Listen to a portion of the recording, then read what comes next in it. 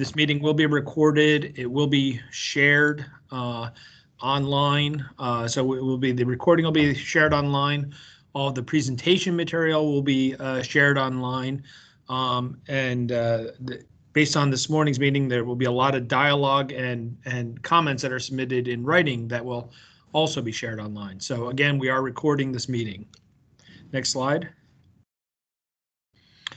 So what's driving this meeting? As I discussed this morning, and I'll say it again, the Energy Master Plan is what is driving this. It establishes the framework for clean energy and climate goals, and it's focused on all energy sources. Executive Order 100 followed that up and directs DP to take regulatory actions, rulemaking, i.e. rulemaking, to reduce statewide CO2 emissions and short-lived climate pollutants. There's another rulemaking that's also happening to collect some further data, monitoring and reporting data to make some better educated decisions in certain focused areas. And that rulemaking is a separate rulemaking from this one. We had an initial stakeholder meeting back in February. As I said earlier, I didn't make that meeting, unfortunately. I had grandeur-ity, couldn't get out of it, but Frank Stites did run that meeting. It focused on further reductions from existing stationary sources. We got a lot of comments received. Next slide. So it was CO2 reductions for existing stationary sources is what we focused on. And the feedback received back in February was, why so limited? Why not mobile sources? Why not other climate pollutants? Why not additional sectors? And think bigger, think broader, and be more inclusive. So we went back to the drawing board. Next slide. And we said, okay, one day of stakeholdering, as we did the first time, is not enough. In addition to what we did in that first stakeholder meeting, we scheduled three sets of stakeholder meeting. First one being today to focus on stationary sources. This morning's discussion was focused on greenhouse gas performance standards for EGUs, otherwise known as electrical generating units, power plants. Next subject we're going to talk about is carbon intensity standards for fuels. Gladys Bupesi is going to be talking about that, and I'll introduce her in a little bit. And then a little bit later today, we're going to be talking about promoting electric boilers in New Jersey. I'm not going to spend a lot of time on these next two sections, but September 10th, next Thursday, we're going to be looking at some mobile rules and opportunities based on some of California's rulemaking. Maybe another kind of loophole to close on the medium duty vehicles having an enhanced I&M inspection program, and maybe some discussion about trucking contract initiatives. September 16th, which is a Wednesday, about 2 weeks from now, it'll be more of a port focus, and we're going to be looking at cargo handling equipment and ships while in port. One of the things I want to focus on, which I did say this morning, is all these rules are going to be driven off the EMP. They all have timing considerations to think about. Do we implement today? Do we implement 10 years from now, 20 years from now? These are all questions that have to be discussed. Next slide. This is the Energy Master Plan kind of overview of how steep a reduction we need. And pretty much every fuel type is touched on, huge reductions in everything. And that's what's needed to meet our 2050 goals. We're going to have to obviously have interim goals, interim standards, interim approaches. But I share this slide again just as demonstrating the drastic measures that are needed. Just a reminder to everybody, I'm going to be muting everybody that joined. When we get to the point about getting feedback, I'll ask you all to individually unmute yourself to talk, and we can go from there. Last slide, Carrie. So the focus of today's meeting, again, we We looked at the electrical generating units this morning. We're now going to be talking about carbon intensity fuel standards. That's code word for let's see what we can do about some of these dirtier fuels with a bigger carbon footprint. And then there's going to be a very interesting discussion, I think, on boiler electrification and how we get there. The EMP had some pretty strong language about the need for boiler electrification yesterday, if not tomorrow, but certainly within the coming years. So that should be an interesting discussion. I'm going to do a very quick overview. I should have done this for those that may have missed this morning's meeting. There is a toolbar on your screen here. For those that want to talk, they can do it one of two ways. You can click the button that shows raise your hand, and it'll turn orange. And when I call on you, I'll ask you to unmute yourself. How do you unmute yourself? You click the microphone over here. If you want to put something in the notes and ask a question in writing rather than putting it out there verbal, you can click the bubble for showing a conversation. It's the second icon from the left of request control, that second icon, and you could type something in the chat area, and we'll be following up. I'm going to be moderating the discussion. I'm going to be trying to encourage feedback. I want to hear from everybody across the board on both sides, good, bad, timing, anything you could think of. So with that, Carrie, if you could pull up Gladys's presentation, and Gladys Bupesi is a relatively new employee with the state, a couple of years now. And she's done some really good work and had some really good insights on fuel intensities standard and some possible things we can do with fuels. So I am turning it over to you, Gladys. And Carrie, if you could pull up our presentation.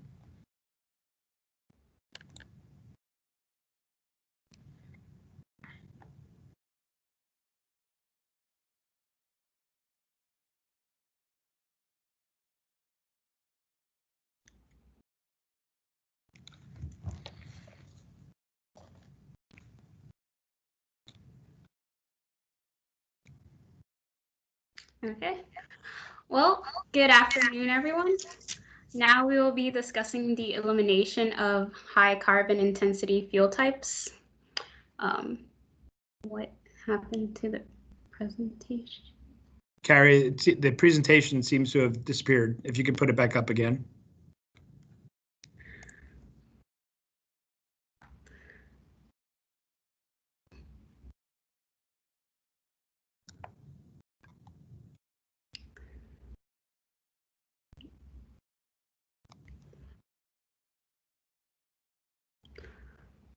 Thank you, Heidi.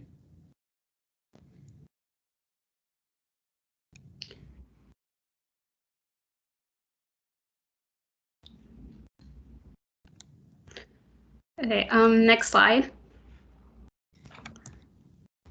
So as a brief introduction, my name is Gladys. I am currently an environmental engineering trainee. Next month actually will be the 1 month anniversary since starting at the DEP, and I work at the Bureau of Stationary Sources, Air Quality. Next slide.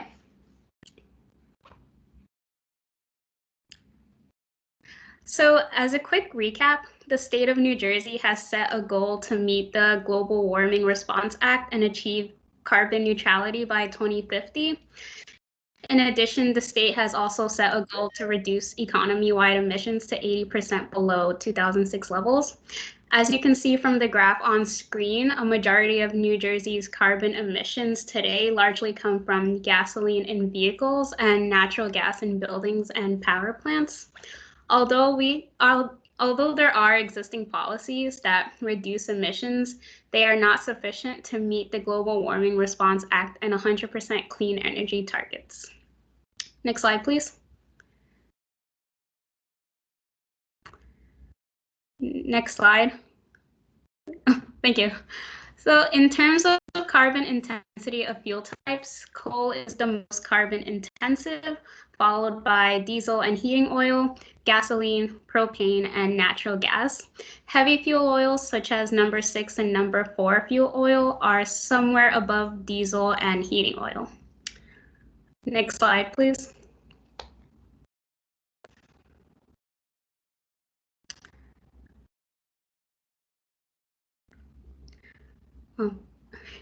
So currently the department is considering ways to gradually eliminate high carbon intensity fuels. One option that the department is considering is potentially phasing out heavy fuel oils such as number 6 and number 4 fuel oil, as well as solid fuels such as coal and other dirty liquid fuels. Over time, the department will consider increasing stringency on other fuel types such as number 2 fuel oil, gasoline, diesel, natural gas, and so on. Again, the goal here is to help reduce greenhouse gas emissions to reach carbon neutrality. Next slide, please.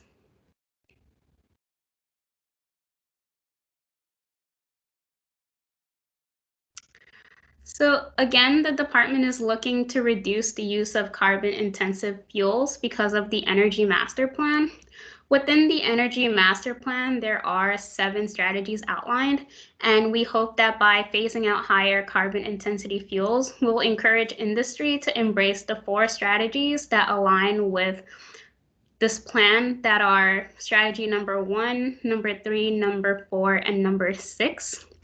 You guys are more than welcome to, and we highly encourage you all to check out the current Energy Master Plan for more details regarding the strategies and goals. Next slide. So currently the department does not have existing carbon intensity standards for fuels, nor are we aware of any other existing carbon intensity standards for fuels imposed by any other jurisdiction or federal agency. We do know that in 2011, New York City's DEP put into effect a rule that phased out the use of number 6 and number 4 fuel oil in registered buildings by January 2030. While New York City's rules are similar to the department's proposed rules in that they resulted in the phasing out of particular fuel types, they were not proposed as a carbon intensity standard, but to help reduce PM and NOx emissions. Next slide, please. So if anyone has any questions, there will be an opportunity to ask them towards the end of this presentation. But for right now, we want to focus more on the discussion topics. The first discussion topic we want to put out there is fuel type. Which fuel type should the department consider phasing out? And how do we create a balance of the various carbon intensity fuel types and green energy?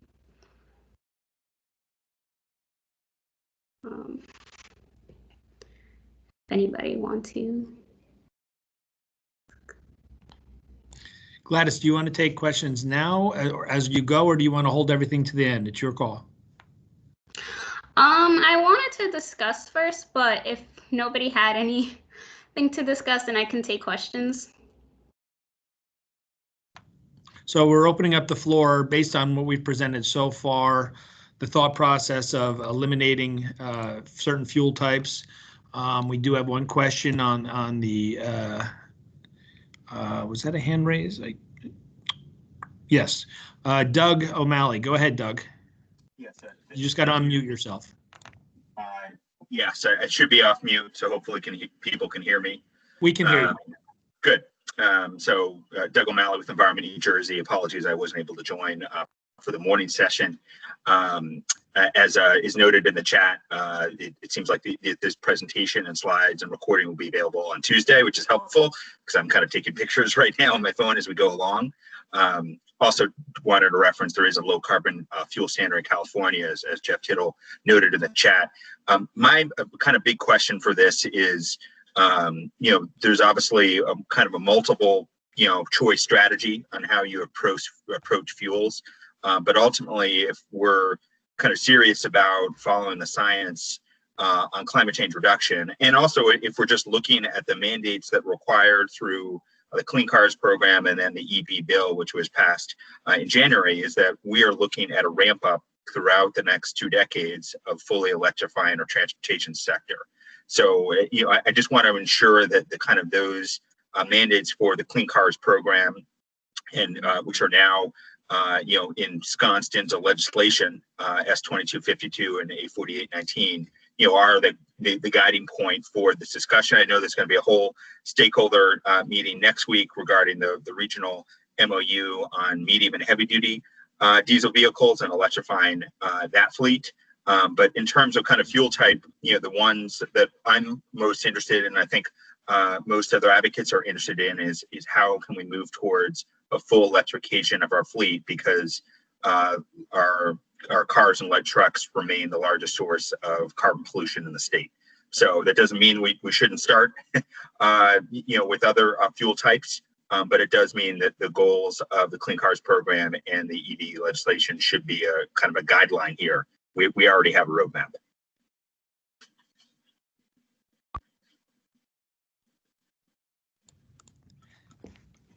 Doug, this is Ken Ratzman. Yeah, and I appreciate all those comments.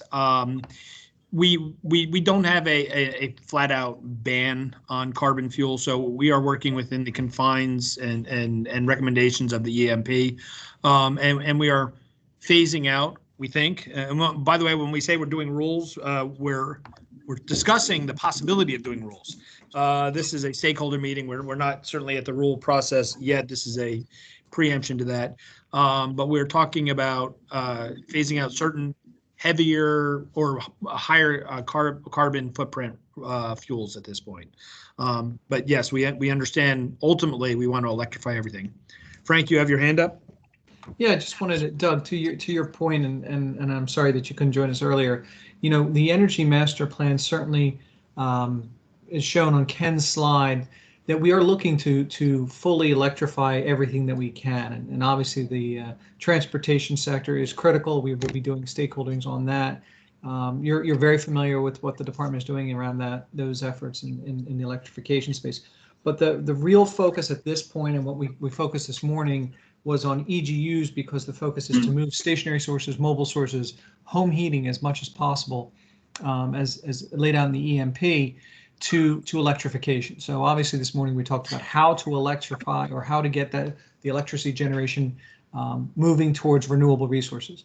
Obviously the focus of this presentation is on stationary source carbon intensity standards. So even though we mentioned gasoline here, we are looking at gasoline used at stationary sources. Now, states like California do have low carbon fuel standards.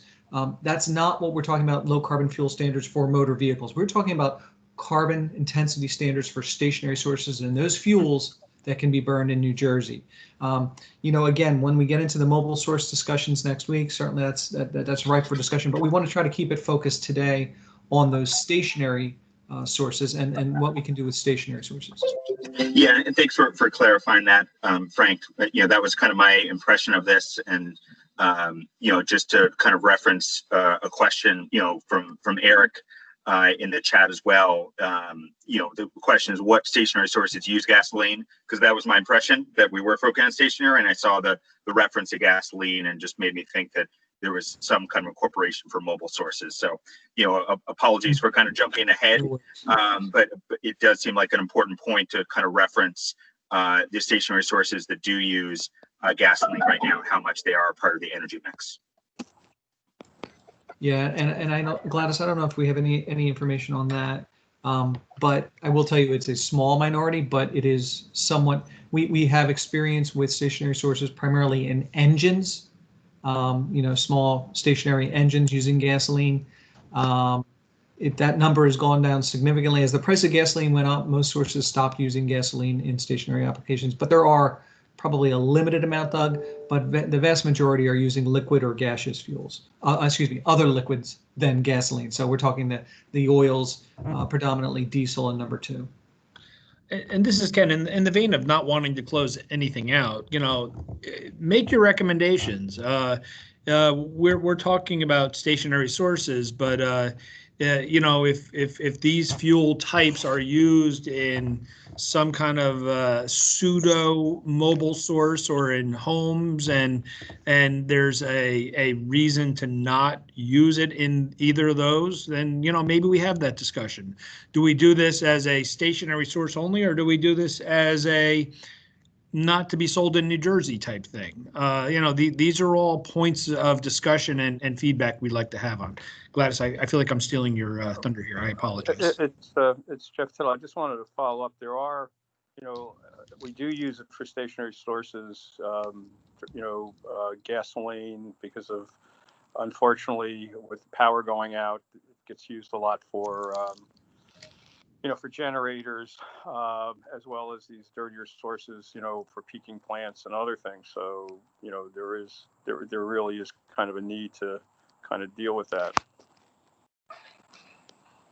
Jeff, I appreciate you jumping in, but if you could just raise your hand in the future, that way I don't have I can only do things through comment. I don't have a hand thing on this. Oh, that's right. You're the Apple guy. Okay, right. Sorry about that. Oh, well, I thought earlier you were able to, but okay. I'm just reading the comments here.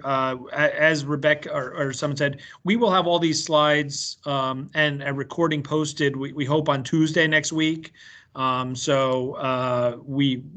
this material, don't take pictures of the screens. Don't worry about it. We'll get it to you. I promise. It's not going to be modified or tweaked in any way. Jeff Tittle, thank you. California has a low carbon fuel standard. Ray, are we talking fuels to heat buildings or in transportation? Again, I would open the discussion up.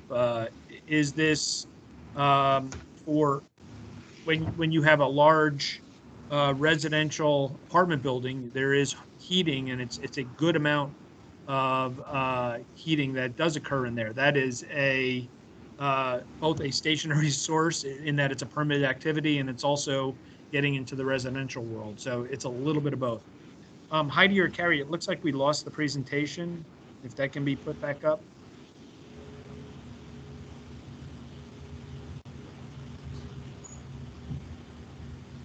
Thank you. I don't know if I answered Ray's question or not. No. Well, can you hear me? Yes, we can hear you. No, you did. When I first saw the outline and you had low carbon fuel standards, I was thinking California and that program. And I have a whole set of different concerns and questions, as opposed to what you seem to be focusing on is basically heating or providing energy toward a stationary building. And then if that's the case, I'll wait to hear the rest of the presentation before offering any comments. What was that last piece? I didn't hear it, Ray. I'm sorry. Just that, if we're focusing primarily towards stationary sources for heating or electrification and the fuels they use, then I will wait to hear the rest of the presentation before making any comments. Okay, thank you. Eric DeGesero asked a question. This is about stationary sources. Prior slide mentioned gasoline. What stationary sources use gasoline? How much do they use? I don't think we quantified that at this point. Gladys, if you can probably chime in on that one.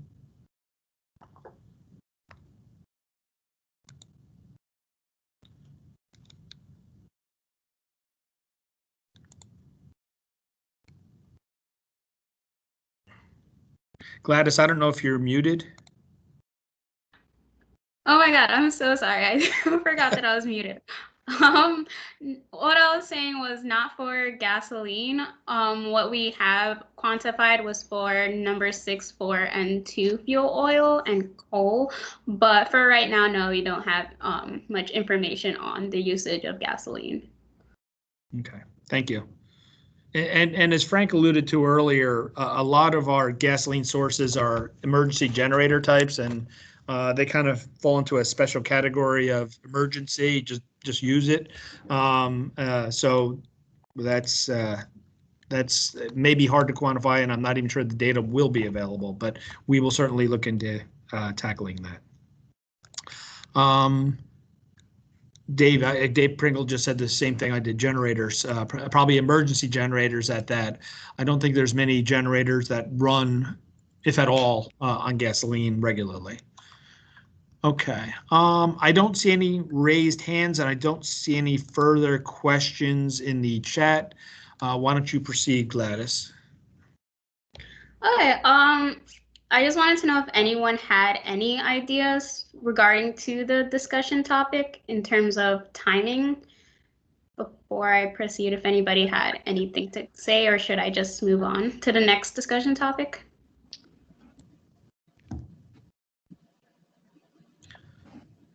Dave, I see your hand raised. Go ahead. Yeah, following up a little bit on the comments from this morning and related to this topic, it's really hard to say, oh, we should get rid of fuel source X or fuel source Y by 2025 versus 2035 or whatever, without knowing how it fits into the bigger, bigger picture, what we were talking about this morning in terms of a roadmap. And I know I appreciate there's like a catch-22 here, and I'm not sure I really have a solution, because you have to break it down into pieces to figure it out, but each individual piece kind of factors into the bigger picture. So that's and that's why you heard from many of us this morning, and I'm sure you will throughout this afternoon and every stakeholder meeting and rule, procedure, and implementation moving forward, which is how is this framed? And for those most concerned about the climate emergency, it should be framed by 20-year time horizon, 45% reduction by 2030.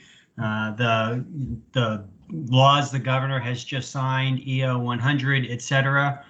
And what's the fastest, best, easiest path that creates the most jobs to get us to those standards? Thank you. Yeah, and I think that will be a common theme, and we understand that. And we have a balancing act ourselves between getting something out to the street that does something versus researching and doing more modeling to get a number. But so I appreciate the big picture ask and request.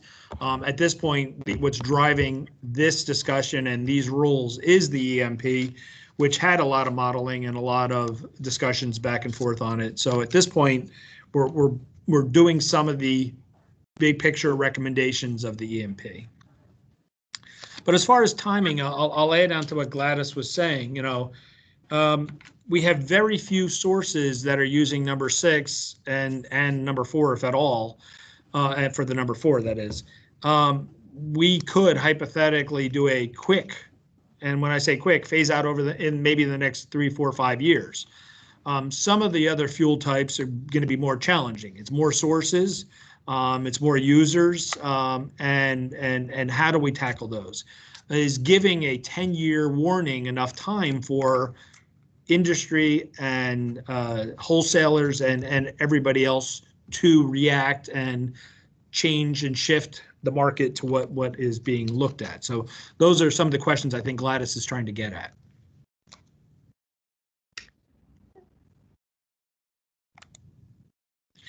Gladys, why don't you go ahead and proceed? Okay, so next slide, please.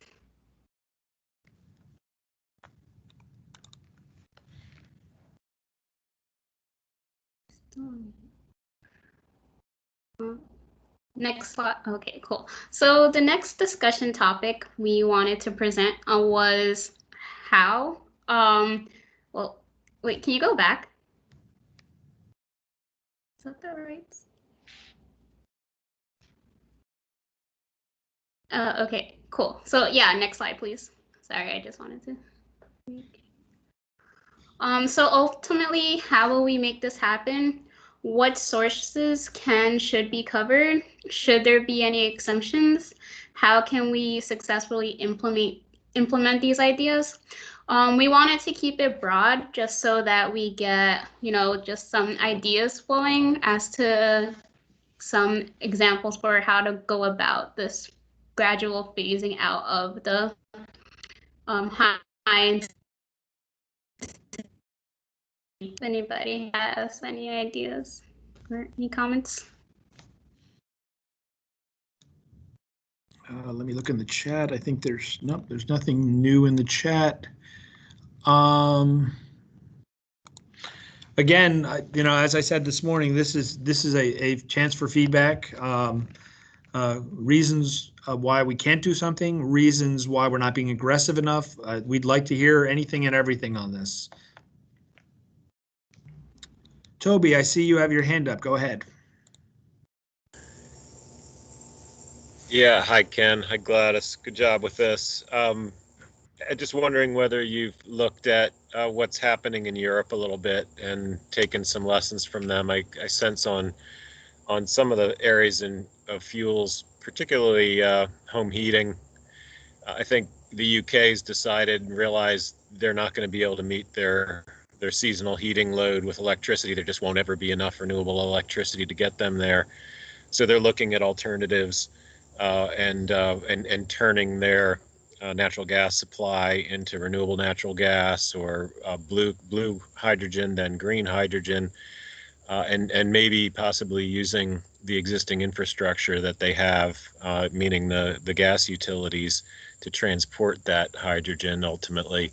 It's a long view out to 2050, as you can imagine, but they've thought this through and they've published just a few weeks ago, I think, their updated plans for that. And it's something that I think I'm seeing more and more coming to the U.S. And interest in trying to to look at the policy issues, look at the economic issues, look at the technical issues. But point is, there's other places in the world that are further down the road than us, and you ought to be interested there if you haven't seen it yet. Toby, thank you. If you could share whatever link you might have to some of that. I know I haven't read it. I can't speak for Gladys, and I certainly can't speak for my BPU partners. By the way, our BPU partners were on this morning. They'll be on later, but they couldn't join us for this portion. There's a Reggie call. So, I think the EMP does touch on that in a sense.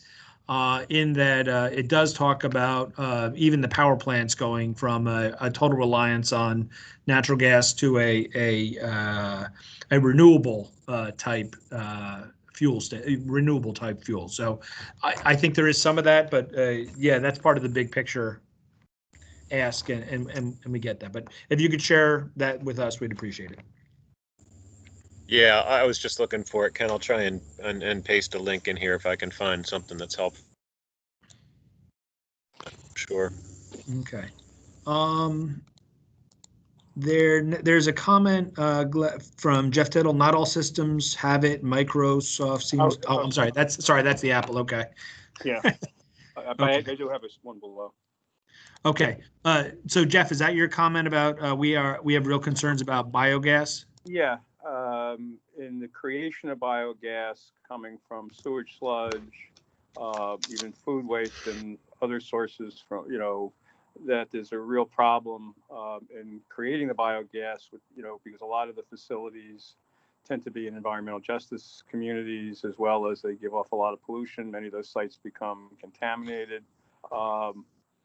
And there's been real problems in California where they have kind of moved ahead on biogas and they're finding lots of problems. The other problem with the burning of biogas, it's not as clean in burning as the fossil natural gas is, because it's not really, it's not real, natural gas isn't really natural. I mean, it's carbon, and that it burns a lot dirtier.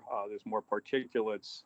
And there are many other more co-pollutants, because if you're using sewage sludge or food waste or some other things from farms and stuff, that you end up picking up, other contaminants, especially when you're using sewage sludge, where there's going to be metals and other things in it. So there are some real issues around biogas. Also, you're still basically burning carbon. You're not sequestering carbon. You're not built. It's not renewable. It's not nuclear. But there's some real issues around it that you should really look at. Thank you, Jeff. Yeah, and we've actually, at least from the air permitting program, Can't contradict anything you've said as far as impurities, I'll call them, or unintended side products, byproducts. I will agree biogas at this point is not as clean or pure, if you will, as natural gas. If to go biogas, there will have to be a what I'll call a robust pre-treatment process to get the siloxanes out, to get the impurities out, to get the sulfur compounds out. We do realize, at least from the in the air program, that is one of the challenges with biogas. The other issue too I'll throw in is, also ethanol. There were proposals to turn garbage into ethanol, and they built a plant in New York, and they found that there's just too many contaminants in the alcohol to burn it.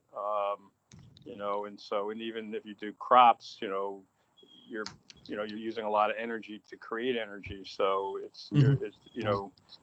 my point is electrification and renewable energy probably is the best term until we can really produce hydrogen in a way from water and renewable sources versus from natural gas. Okay.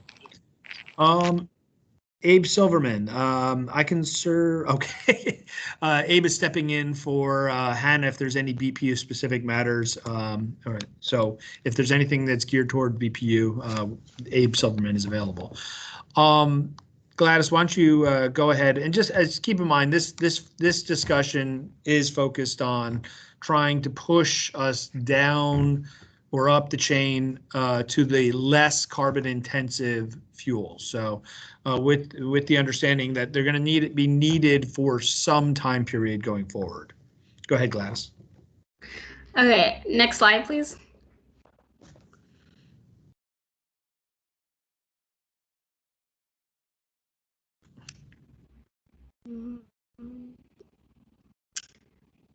Next slide.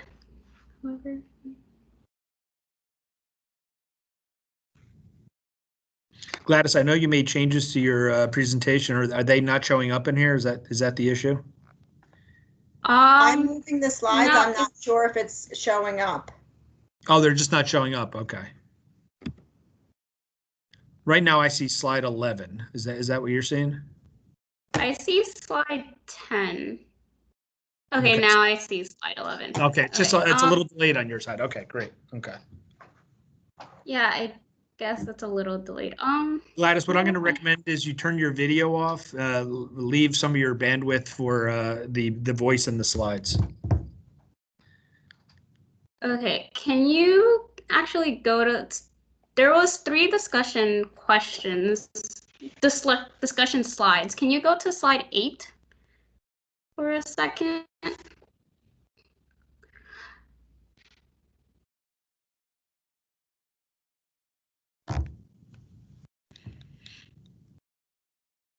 Okay. Yeah, we could just move on to the ideas under consideration. So if you could go back to slide 11. Sorry, I've been experiencing connection problems all week, so I can't. Okay, so ideas under consideration. One idea that the department was considering to help achieve our goal of reducing the carbon intensity of fossil fuels combusted within the state was proposing to gradually phase out the sale and or use of fuels that do not meet specified carbon intensity standards. For right now, the specified carbon intensity standards are primarily for coal and heavy fuel oils, such as number 6 and number 4 fuel oil. Next slide, please.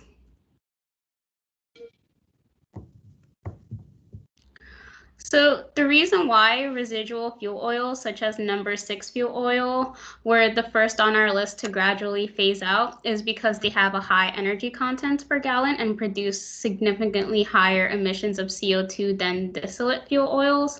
During the combustion process, approximately 99% of the carbon in fuel oil is converted to CO2. EPA data show low sulfur anode. Number 6 fuel oil emits 3,500 pounds more CO2 per 1,000 gallons than number 1 fuel oil, which is currently the cleanest grade of fuel oil. And in addition to the greenhouse gas emissions, residual fuel oils have higher emissions of other pollutants such as NOx, particulate matters, and SO2 when burned. Next slide, please.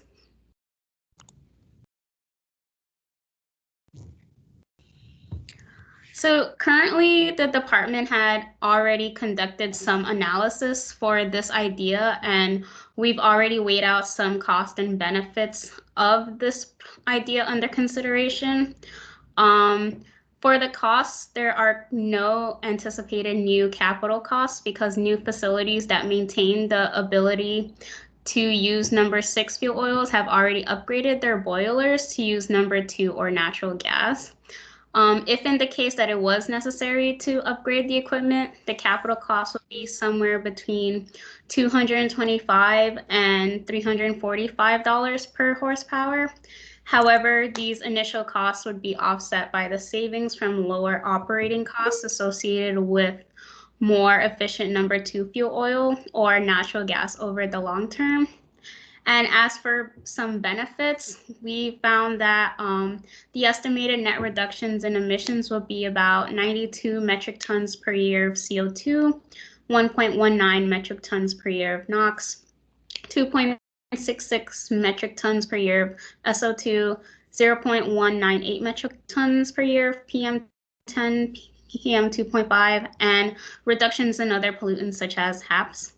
The estimated net reductions are based on substitution of 75,000 gallons of residual oil to natural gas estimated to be sold in New Jersey based on data from the U.S. Energy Information Administration, so the EIA.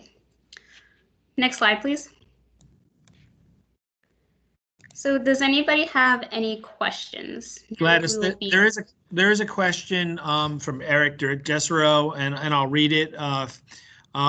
Phase out of fossil fuels that do not meet specified CO2 intensity.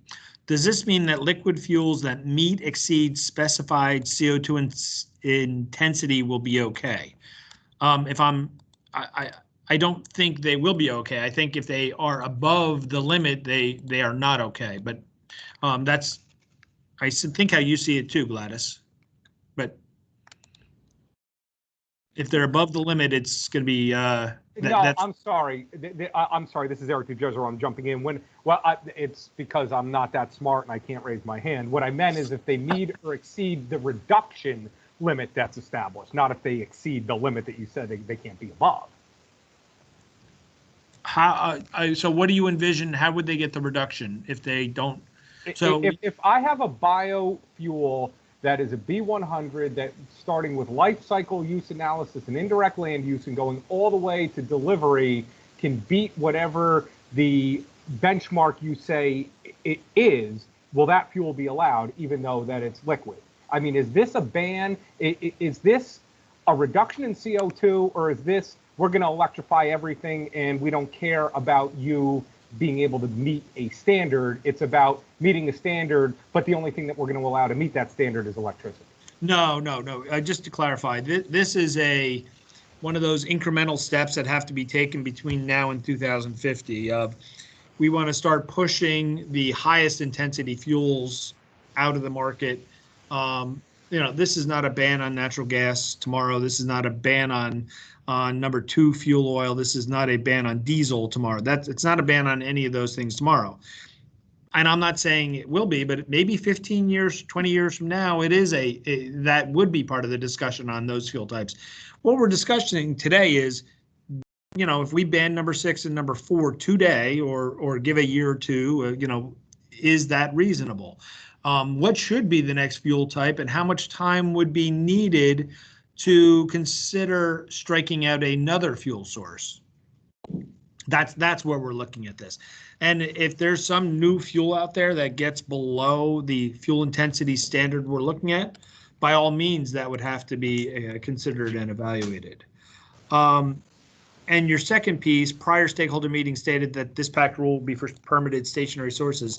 This is still the case. The fuel discussion could have other impacts.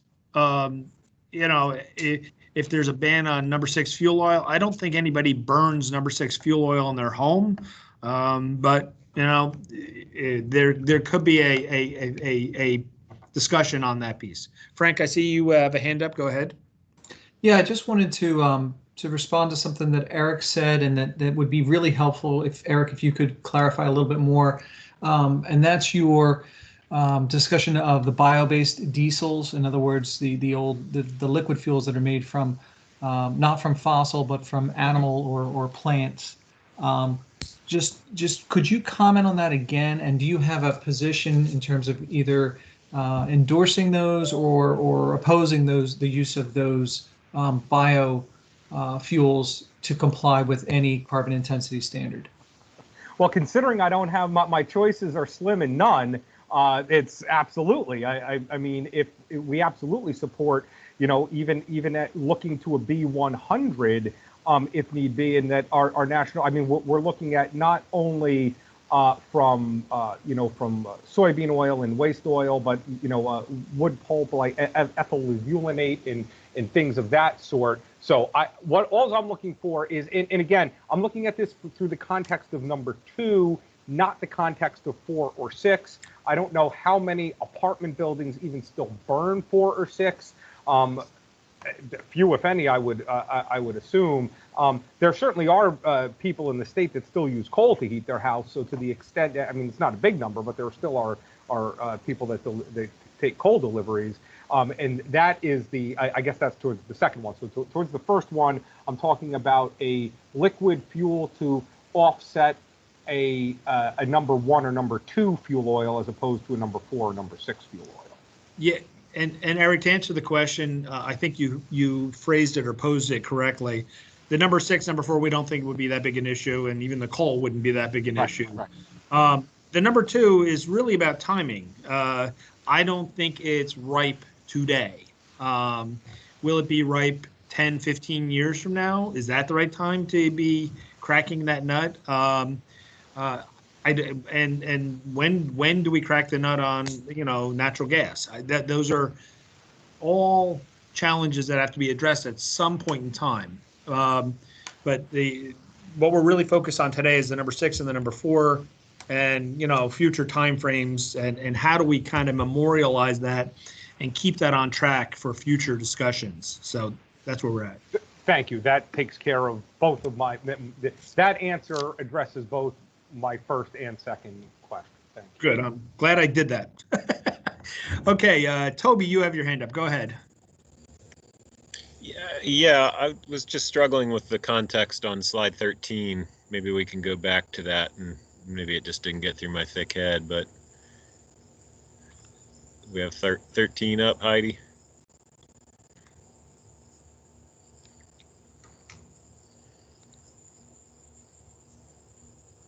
Wrong way.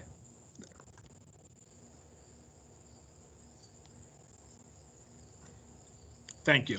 So is this example that 92 metric tons of CO2 per year, that's statewide, that's 6 oil and 4 oil?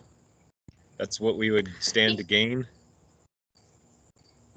Yeah, for right now, that would be the estimated net reductions if we switched from all the facilities and all the stationary sources that currently use number 6 and number 4 fuel oil, if we transition them into using a cleaner fuel oil, such as number 2 fuel oil. And Toby, that is the metric tons we would save. Just to be clear, we did this based on some of the sales data. If you look at some of the PTEs, the potential to emits, and some of the permits, the numbers are much higher. So I don't think anybody's going to be using number 6 when natural gas is also an option at a facility, unless curtailment's an issue. But maybe this is a push from the number 6 down to number 2. This is not a huge gain, but it does get a methodology and a process in place for addressing pushing down a fuel intensity. Well, that's where I was going with it, Ken, is kind of stating the obvious. If you want 0, you're already there. You don't get closer. This is noise. 92 metric tons. The statewide inventory is 100 million metric tons. Totally understand. So you're going to use more energy and emit more CO2 in the rule writing process than you're saving here. I'd move on. Yeah, that's not worth our effort or your effort to tangle with. You've already done your job on those fuels, and it's been there for years. Yeah, and I think part of this is closing the books on it. The coal, the number 6, the number 4, and I would argue there's still some local impacts from some of these facilities that it's closing the book on it and not letting us go backwards either. So that book's been closed for a long time, and I think the economists and the people that know the fuel markets will tell you that nobody's going back there. Okay. I don't think it's worth a rule writing effort, but I'll stop there. Frank, you wanted to weigh in on this one? Yeah, just remember, this is not just number 4, number 6. This is also including coal, and we still have 2 facilities that burn coal in New Jersey. Whether or not they're addressed through the EGU standard or this standard, certainly, those EGUs emit over, several million tons of CO2 per year. So it's not an insignificant amount of CO2 that would be reduced if we went with a carbon intensity standard for fuels. Again, I understand your point on number 6, number 4. I don't disagree with you, but there will be reductions from a carbon intensity standard that also places a ban on coal.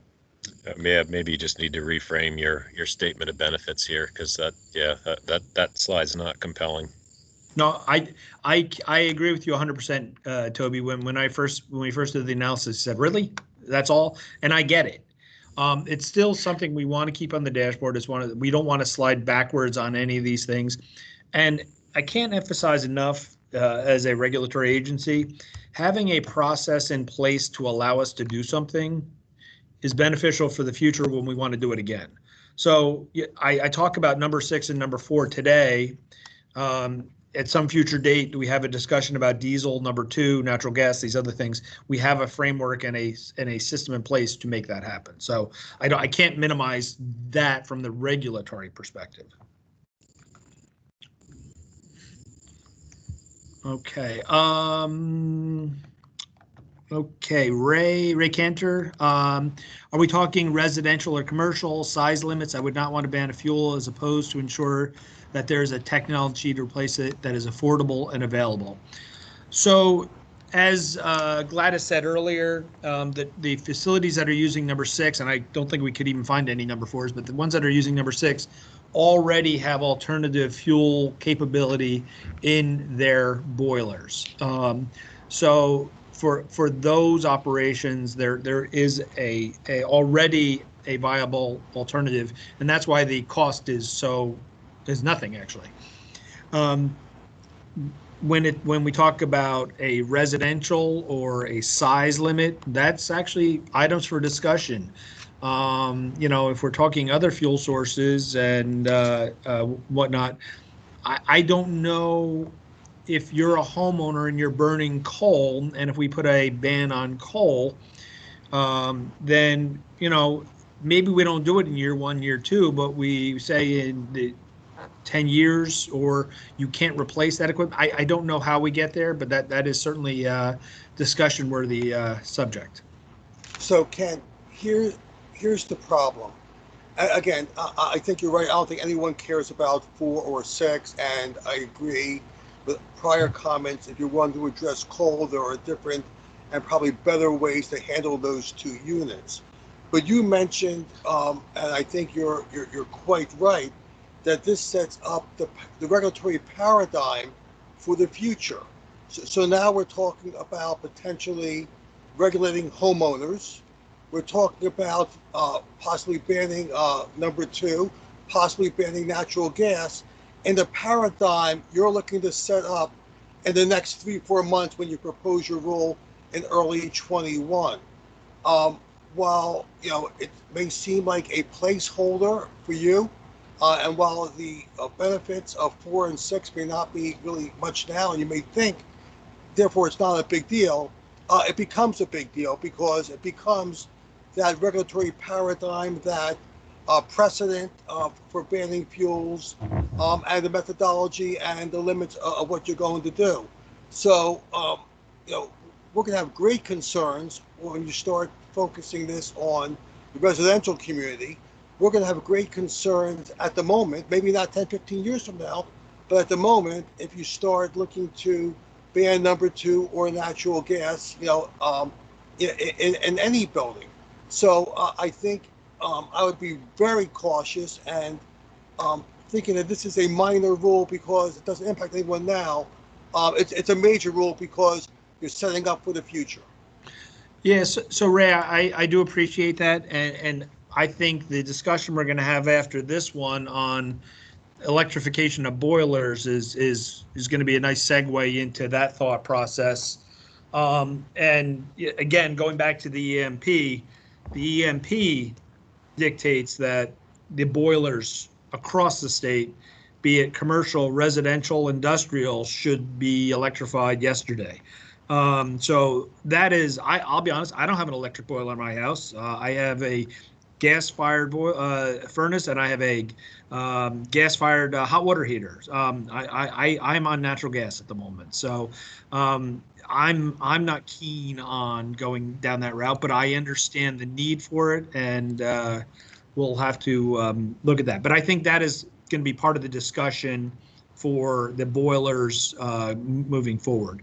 So at this point, and I appreciate that. And the discussion on boilers is going to be, I believe, on commercial boilers, which are much different than, again, banning fuels, much different than dealing with residential.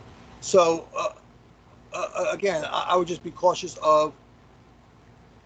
Again, I know that the EMP calls for certain things over a certain period of time, and you want to get to those things, in that certain period of time. But there were also great deals of conversations, in the EMP process about the significant costs, especially on the residential side, of these conversions.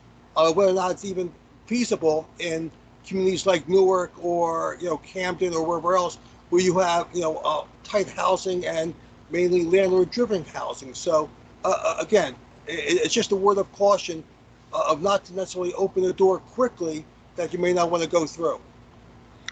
I totally understand, Ray, and has the similar reservations and similar concerns. But I think we have to go down the path at some point, and we're taking a very tentative first step here. So I think that's what we're looking at. Okay, Jeff Tittle, but you do get reductions of SOx and mercury and HAPs. Trying to figure out the context of what you were getting. I was responding to Toby Hanna, where he's saying, CO2 reductions are relatively minimal, but it's, again, especially when a lot of these are in older communities that are overburdened EJ communities, those reductions could actually have some meaning.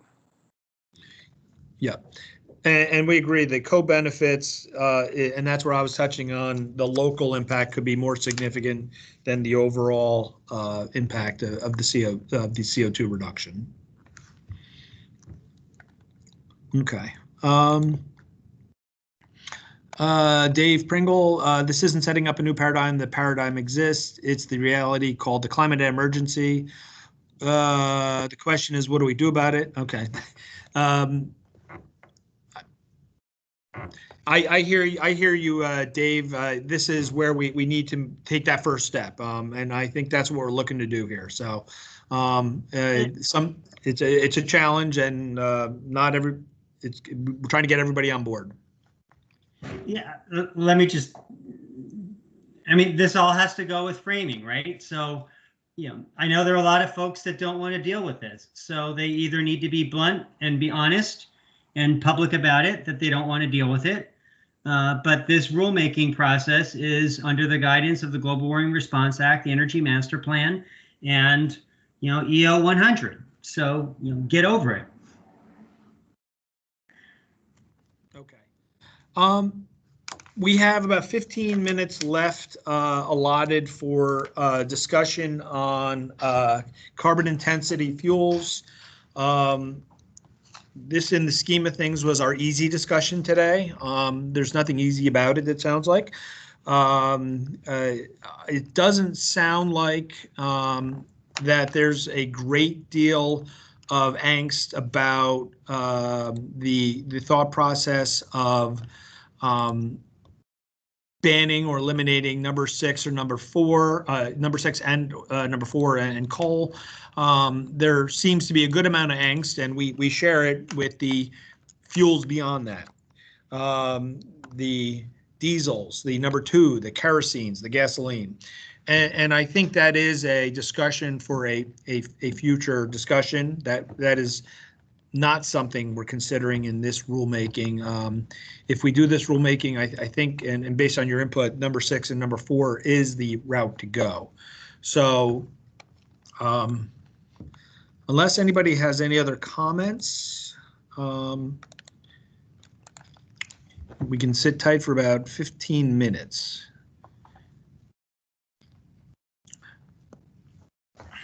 Gladys, is there anything else you wanted to add in summary? Yeah, there's a last slide for if anybody had any. Oh, thank you. Yes. On slide 15, Heidi. I don't know if it's on the slide, on the presentation. Yes. It's same as earlier. If you have comments, you have another 2 weeks to get them in. Send the email to the email listed there. By the way, I've already gotten some comments from this morning. Hopefully they were sent to this email. Also, I don't mind you copying me on it, but make sure they're sent to this email. This is where they become part of the official record. And make sure you put in the header, in this particular piece, NJPACT, and this should be fuel intensity standard, not EGUs. Yeah, this should be fuel intensity standards. Frank, did you have something you wanted to say there? I saw something. No. When we go on break, I have to talk to you about something separate offline. Oh, okay.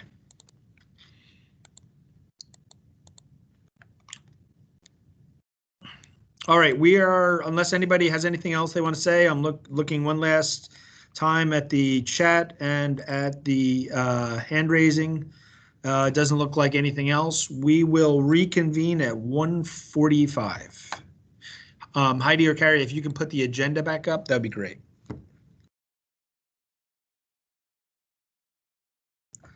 And the reason we're taking the break is we have BPU who will be back on the call along with our resiliency and clean energy folks.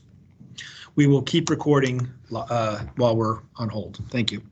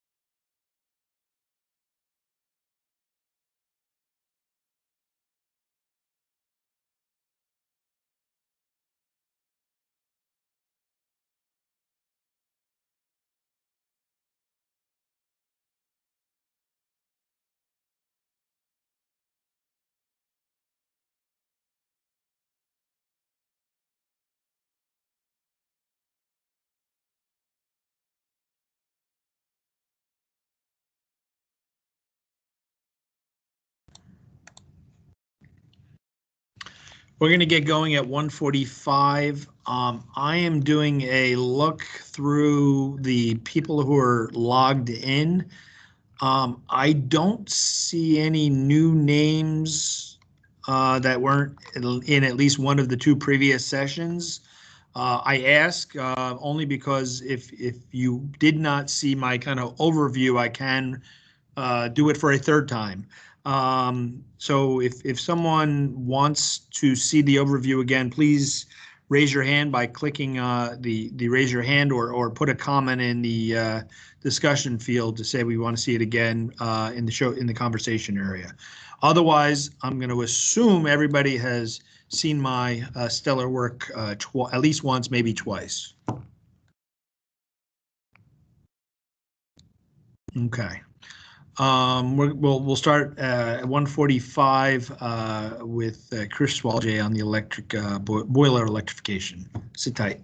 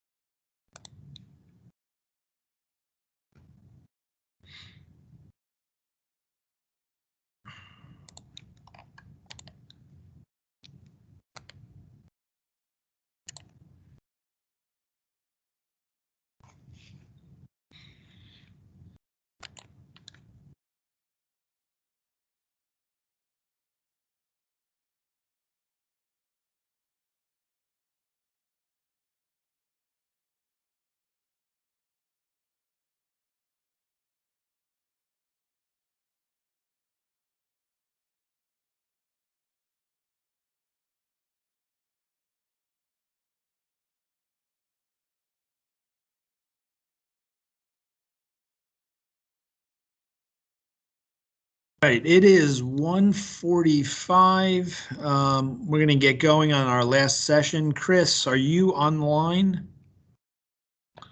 I hope so. I am online. Can you hear me? Yes, we can. Good. All right. So our last topic for today is boiler electrification. And this is a cross-cutting topic. There's boilers in every building, be it commercial, residential, industrial, municipal. Everybody needs to heat. Everybody needs hot water. So everybody generally needs to burn some kind of fuel to keep themselves warm, or the water warm. So I do want to say this is one of the items identified in the Energy Master Plan as something that should be started immediately. So I introduced Chris Swalje. He's a engineer who's worked with the department for many years now, has some of the more challenging permits. He has one of those creative brains that we like to use around here. So Chris Swalje, it's all yours. Great. Well, thank you very much, Ken. Good afternoon, everybody. Just before I start, I just want to say, hope everybody, their family and their friends are all doing well. And really appreciate your attending this meeting and the attention for this presentation. So this presentation is going to cover information, plans, and discussion for boiler electrification as it relates to the New Jersey Protection Against Climate Threats Initiative. Carrie, next slide, please. Okay, thanks. So just as a brief introduction, my name is Christopher Swalje. I'm an environmental engineer too that's working in the Title V operating permit section of the Bureau of Stationary Sources. And I've been involved with that aspect of the DEP for 16 years now. Next slide, Carrie. So a brief overview of what I'll be discussing. First, I'll talk about the EMP strategy that's the basis of this topic, which is reducing energy consumption and emissions from the building sector. I'll go over boilers that are currently in operation in New Jersey and the emissions they generate, specifically in terms of CO2es. Next will be the discussion of fossil fuel and electric boilers in terms of technical and permitting concerns, with a concentration on the boiler fleets at the military and university campuses. And then what can we do to meet the EMP goal in a way that's both technically feasible and that will ensure industry flexibility in implementing it. Next slide, Carrie.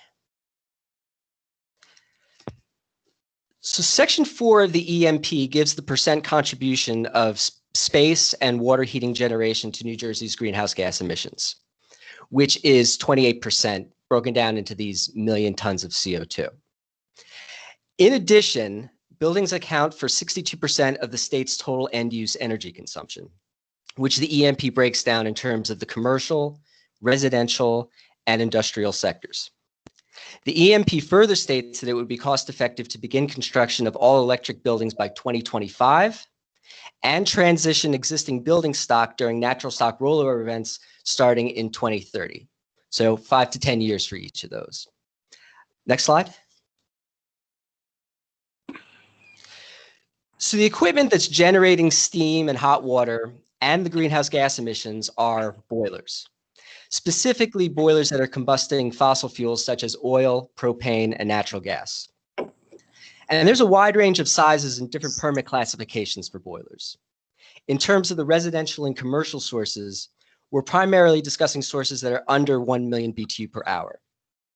And these sources, because it's very rare for them to be at sites that exceed Subchapter 22 Title V thresholds, are exempt from permitting. If they were at a Title V facility, which would probably be the most unusual residency in the state of New Jersey, they would be permitted as insignificant sources. Now, the industrial division is where we'll see fossil fuel boilers that exceed the 1 million BTU per hour. At that capacity, they would be permitted as significant sources, whether it's a minor facility in Subchapter 8 or a major facility in Subchapter 22. Next slide, Carrie. So the EMP gives this breakdown of pounds of CO2 per million BTU through combustion of these fossil fuels. Now, in addition to these greenhouse gases, there are additional pollutants from these sources, most prevalent being NOx, which we typically see as highest from the natural gas sources, and SO2 and particulates, which are most common in the oil combustion units. And of course, there's other pollutants we might see, including volatile organic compounds and reportable hazardous air pollutants, such as cadmium in sources as small as 1.5 million BTU per hour natural gas boilers. And then there's other HAPs that exceed reporting thresholds as well as the size of these combustion units increase. Next slide. So with the fact that these sources are producing greenhouse gases from fossil fuel combustion and contributing to 28% of the state's emissions, we want to look at the scenario of switching to electric boilers as a way of facilitating the decarbonization goal. Right now, we see electric boilers primarily in use at laundries, food processing, and hospitals. But we want to consider what could happen if they're adopted as space and water heating generators in other facilities. In terms of technical impacts of adopting electric boilers, fossil fuel boilers have a more complex design in terms of the ductwork and more maintenance requirements such as combustion adjustment. Second is an electric boiler has a much higher efficiency, as high as 99–100% compared to a fossil fuel boiler. Then there's source emissions from fossil fuel combustion, but with an electric boiler, there's no direct source emissions coming from it. Of course, there are emissions generated from the source that's supplying the electricity to run them. There are size limitations with electric boilers. We have fossil fuel boilers in New Jersey that are permitted at 10 million BTU per hour, and it can be pretty difficult to purchase an electric boiler in an equivalent size. And there's also cost considerations with paying for electricity versus paying for fossil fuel, which will vary according to your geographic area and the electricity suppliers. There's a few things to consider if you have 1 or more million BTU per hour or greater sources that are subject to permitting that would be helpful to the facility if they can be replaced with electric. First is that you won't need a permit, since electric boilers are exempt from permitting in both Subchapter 8 and Subchapter 22. Second is if you shut down your boilers ahead of any rulemaking, you can claim shutdown credits from doing so. But note that that would only be for the actual and not for the permitted emissions. And then lastly, a facility could possibly go from Title V to synthetic minor. A lot of sources that we see in Title V are in Title V because they exceed the 25-ton threshold for NOx. So if you can remove enough of your NOx emissions by switching from fossil fuels, typically natural gas, to electric, you could become a minor facility, and you wouldn't have to be concerned with the requirements necessary for a facility in the Title V group, such as the required annual and semi-annual reports, and emission fees, provided you don't exceed any of the thresholds in the emission fees rule. Next slide, please, Carrie. Okay. So the talking points for this discussion thus far has been about the boilers in general, but one of the areas to concentrate on is the boiler fleets. And for the purposes of this discussion, we can consider a fleet as being multiple sources at a single facility. So based on a New Jersey data miner search from this past April, the types of facilities that have the highest number of boiler fleets are New Jersey's universities and military installations. From this search, we've seen as many as 79 sources at a university and 80 at a military base. And the size range we've seen from them has been as low as 0.04 million BTU per hour, pretty small, to around 10. Now, note this excludes sources such as the 99 million BTU per hour combined heat and power boilers from the search. But just from these sources that we find in classroom, dormitory, and administrative buildings, we have approximately 2,550 million BTU per hour of fossil fuel boilers and their associated impacts. Next slide, Carrie. So given this, we want to discuss and get feedback on what DEP can consider to reduce greenhouse gases in the building sector and to encourage natural stock rollover and set market expectations. And since this will primarily be a rule-based procedure, what are the implications of enacting rule language regarding this? In terms of what that means on a permitting basis, there's the prohibition on installing new fossil fuel boilers. And the questions that we have to consider both internally and from the stakeholder feedback are, when would this take place? Would it be a set date, or would it be a case of a gradual phase out of allowing them? Would it be based on size and availability, with the smaller sources that are more readily available be the first ones to be prohibited? And also, what sort of work be allowed and on what basis, such as economic, technical, and safety considerations, or through some other form of emission reductions? Chris, this is Ken. You're starting to break up a little. Maybe you turn your video off, similar with Gladys, just to free up some bandwidth. Okay, can you hear me now? Yeah, we can hear you. It was just starting to crack a little, so thank you. Okay. I believe I'm on existing fuel boilers, that's correct? Okay, so I'll go from that. We also have to consider existing boilers and plans for their turnover. And again, when could this take place? And would it begin with the grandfathered sources or other older sources first? And with the smaller ones that would be more readily available for replacement? And also, what options can we consider for facilities with these large existing fleets of 79 or 80 boilers? And then the final permitting consideration is that general permits are available and in use for facilities in Title V, but we also see them as the main permitting option for minor facilities. Will this permitting option remain available as we move further into the future, both for new and existing permitted sources? Another question that we have to consider. Next slide, please, Carrie. So for the facilities like the military and universities that have large boiler fleets, can a rule set a fleet standard for reduction where a certain number of boilers are only allowed to emit a certain amount of greenhouse gases?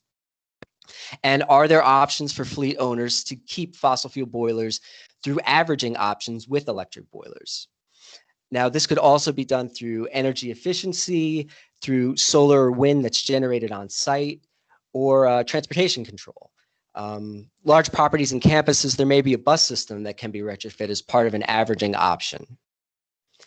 Next slide, please, Carrie. So, of course, we want to hear from the stakeholders regarding what implications are of the scenarios that we've presented. And we're looking for comments, but we are also looking for the technical support documents to assist us with this. So what we're requesting is that by September 17th of this year, approximately 2 weeks from now, any feedback that you can give us be sent to this email address with the subject line NJPACT boilers. And again, please let us know anything and everything you can tell us as far as reaching the EMP's goals. And ahead of time, we greatly appreciate your assistance and work in getting us there.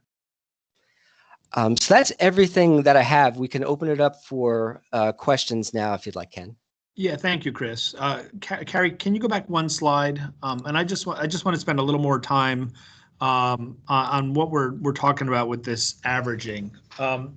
So you know, you have a boiler fleet, and you know, I no boiler is up for replacement, but you know, it's now to the top point in time where, since I have this fleet, I got to meet a certain standard. Can I do something else? Well, if I have a bus fleet, maybe I electrify my bus fleet, because that's what fits in with my time scheme right now. Or maybe you know, I have a large area of a parking lot that a kind donor to a school said, I want this to be a green energy facility, and the donor said, I want this to be solar fields on top of every parking lot. So maybe that offsets the need to replace boilers at a certain time. So I just wanted to put a little more meat on the bones of what Chris was getting at with the averaging, or kind of allowing other options in there. Chris, Dave Pringle asked a question. What about furnaces, not just boilers? And second question, what authority does state have to regulate boilers on military bases? And you may want to just cover space heaters and what they are also. Sure. So what we're looking at in the world that I'm in, subchapter 22 and subchapter 8, is we're subchapter 8. If it's a very small source, it's not even permitted. Small sources for subchapter 22 are permitted, but they're permitted as insignificant sources. So when we get up to the 1 million BTU per hour boiler, or even, I guess, furnace, if you want to, any source really, 1 million BTU per hour is where we're looking at permitting implications in terms of the rules in subchapter 8 and 22. I mean, I know it's easiest for us to discuss these sources in terms of whether they're over 1 million BTU per hour, because those are the ones that we see right in front of us whenever we deal with these permits in subchapter 8 and subchapter 22. I'd open up any discussion for, well, space heaters also is another consideration. Space heaters we see often as insignificant sources of Title V facilities. We do see them in the permits, but usually in that small section of the permit, insignificant sources, that doesn't have the, you know, the multiple pages that you see for a source that's 1 million BTU per hour. So it's something that should be under consideration, of course, but of course we have to think about the fact that a lot of the discussion that this is in reference to has been more about the significant sources, the ones over 1 million BTU per hour, strictly because those are the ones that are subject to subchapters 8 and 22, and those are the ones that we see every day. But certainly we would want to keep under consideration insignificant sources at Title V facilities. Subchapter 8, I'll leave that on somebody else to comment on. Also, I'm sorry, go ahead. No, that's helpful, Chris. Yeah, and just to be clear, you know, the term insignificant source is in the vein of a major source program. Every source is significant if there's enough of them. We did an analysis some years ago where we added up all the emissions potential from all the small boilers throughout the state, and guess what? They rivaled the coal plants at the time, which we had more than 2 at the time. So a lot of littles add up to something big. So this is an important discussion to have. When does it become too small for us to be looking at? So Chris touched on over 1 million BTUs is clearly permitted across the board, minor source, major source program. Boilers smaller than that would be permitted in some capacity at these smaller, at the major facilities. Do you want to answer Dave's second question? Yeah, I was going to ask. I don't know if I just get to that now. What authority does the state have to regulate boilers on military bases? Okay, so we wanted to call out military and universities just from this process. Not that we're singling them out, but they are in a unique case because, say, with a Title V facility that you have a small campus for your industry. You may have like one small boiler in each building, and maybe 5 to 10 on one. For universities and military bases, because they're so expansive. That's where we're starting to see these really high numbers of boilers that are located there. And as I said, 79, 80 on one source. And it's a question of if a military base or a university is, how are they going to be able to convert over those 79 or 80 sources? Is it reasonable to ask them to replace them all at once because of the rule? No, but we want to look at other ways in which these places that have those multiple numbers of boilers can be approached, such as with a fleet standard, or if there's options for them for averaging or using a supplemental environmental project, on-site green energy or emission reductions from bus retrofits as an option for what they can do. We definitely are not singling out military bases.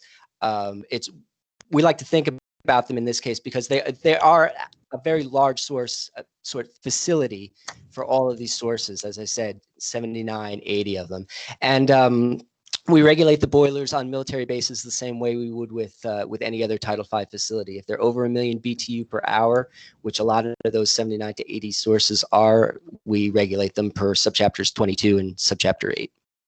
And there's no reason this couldn't be applied the same way at a corporate campus either. It's just it's easier to think about some of our state institutions and military bases, and you kind of go, yeah, they got buildings all over the place, they got boilers all over the place. So that's kind of where Chris was phrasing the discussion, but it could just as easily apply to a manufacturing facility or a corporate campus type setting too. But yes, to answer your question more definitively, yes, we have the authority to regulate military bases. They do have both minor permits and major source permits with us already. So, Ray Cantor, is there an issue of grid stability local and on a larger scale of moving toward electrification? Is there need for new substations? What about generation meeting the increased need? Yes, there are absolutely concerns about all those things. In all of this discussions, we are talking about pushing things down to electrification, less today and more over the next 2 stakeholder meetings. But yes, the more and more things have to become electrified, there's concerns about stability, reliability. Is the right infrastructure in place to get the power from here to there? Is there enough generating capability? So yes, we have to balance both sides of the equation. And I think part of what we're doing on the power side is promoting more power through renewable. And over on this side, it's more of a steep emission reduction with the goal being electrification. Is it apples to apples? There's no way I can answer that. Is it the same numbers? But this is things that BPU and our clean energy folks have thought about and done a lot of work on. Again, we're following the EMP recommendations and making recommendations based on that approach. Is there anything you wanted to add to that, Ray? Yeah, just a few things. So I'm not entirely sure, and I missed the first couple of minutes. I'm not sure if I missed it in the first slide or so. Exactly where you're headed and in what time frame. Obviously the EMP calls for certain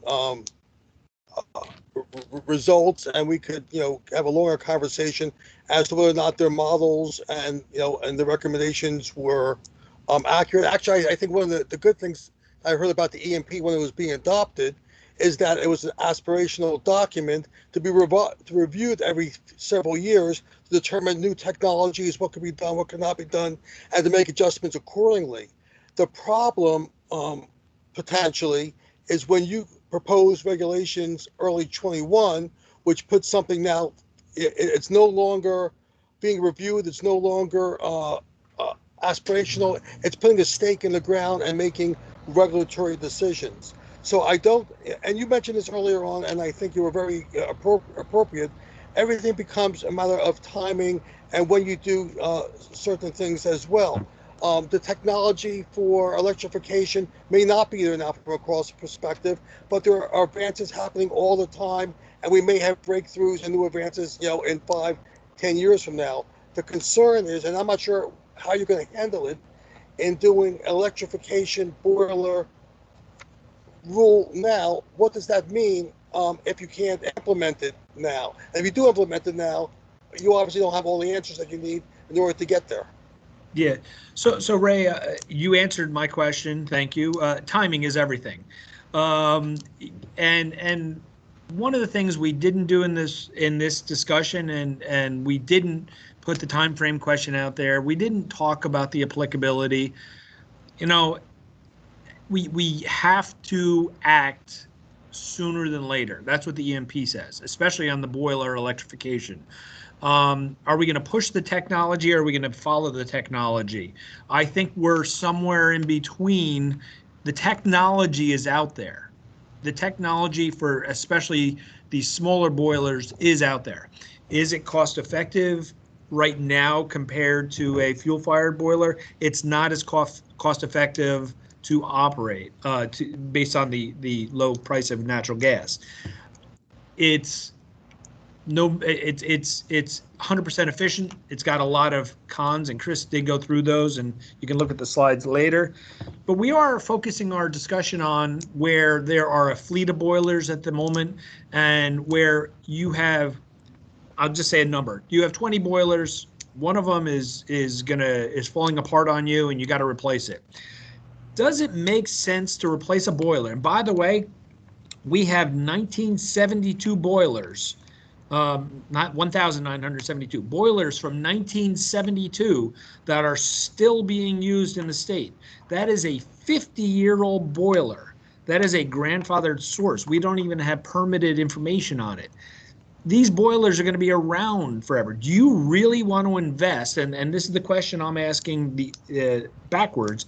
Do you really want to invest in a new boiler that is going to be obsolete in 15 years, in 20 years? And that is the question that has to be asked.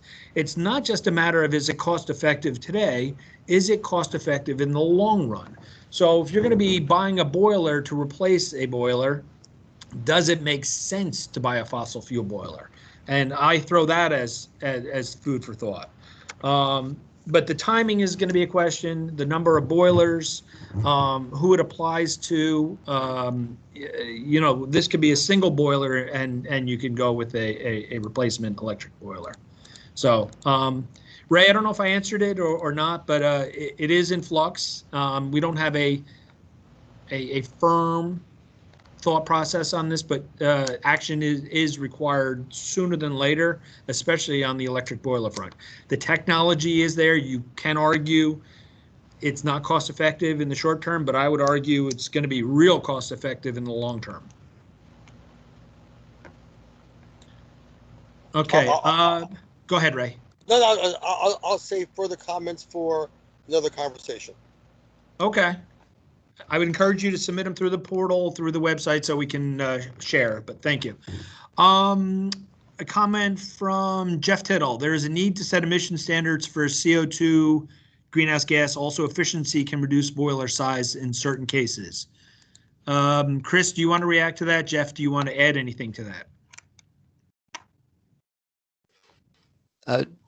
If Jeff has anything to say, he can go first. Jeff, are you still with us? Looks like he has dropped from the call. Okay. Well, I'll just say that I see him as a guest. Jeff, are you still there? Okay, go ahead, Chris. Okay, I'll just say that, I mean, we appreciate the comment on AA to setting emission standards, and also about reducing boiler size in certain cases, because one of the things that you do as you're going through these is that you'll see very large boilers at places, and you say, how can you replace an electric boiler with a boiler of that size? Is it a 1-to-1 sort of thing? But efficiency is something that should be under consideration in terms of, well, maybe you don't need that large of a size of a boiler that you did previously that's combusting natural gas versus electricity. But if anybody can provide any information about sizes of electric boilers, availability of them, and also how they would go about replacing it, and maybe about in terms of not a thing of like, well, it's a 1-to-1, or if it's this percentage to this percentage, but maybe just a general idea of what it would take to not just replace a 1 million BTU per hour boiler, the one that just makes it into the significant source amount, or one that's under 1 million BTU, but even a larger one in terms of that. Chris, where I thought you were going to go with this was a little different. We've had some operations where they have this monster 28 million BTU boiler on site, and they don't need something that big.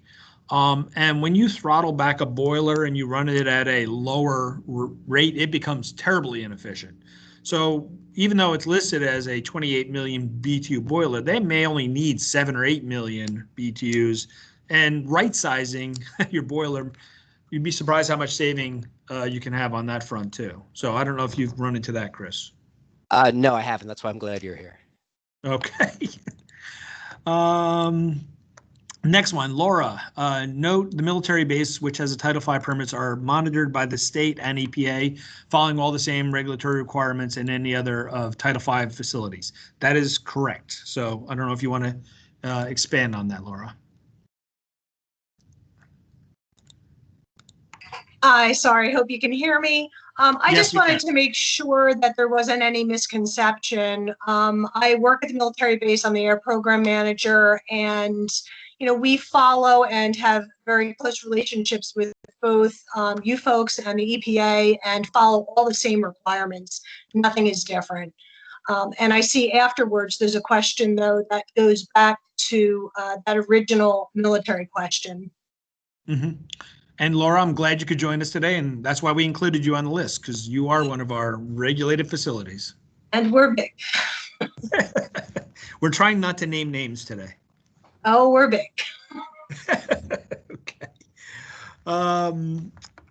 Dave Pringle, given the analysis just noted that found the total number of unregulated insignificant sources cumulatively amount to more than a couple coal plants, how is that going to be addressed given the mandates of EMP and E100 and the reporting?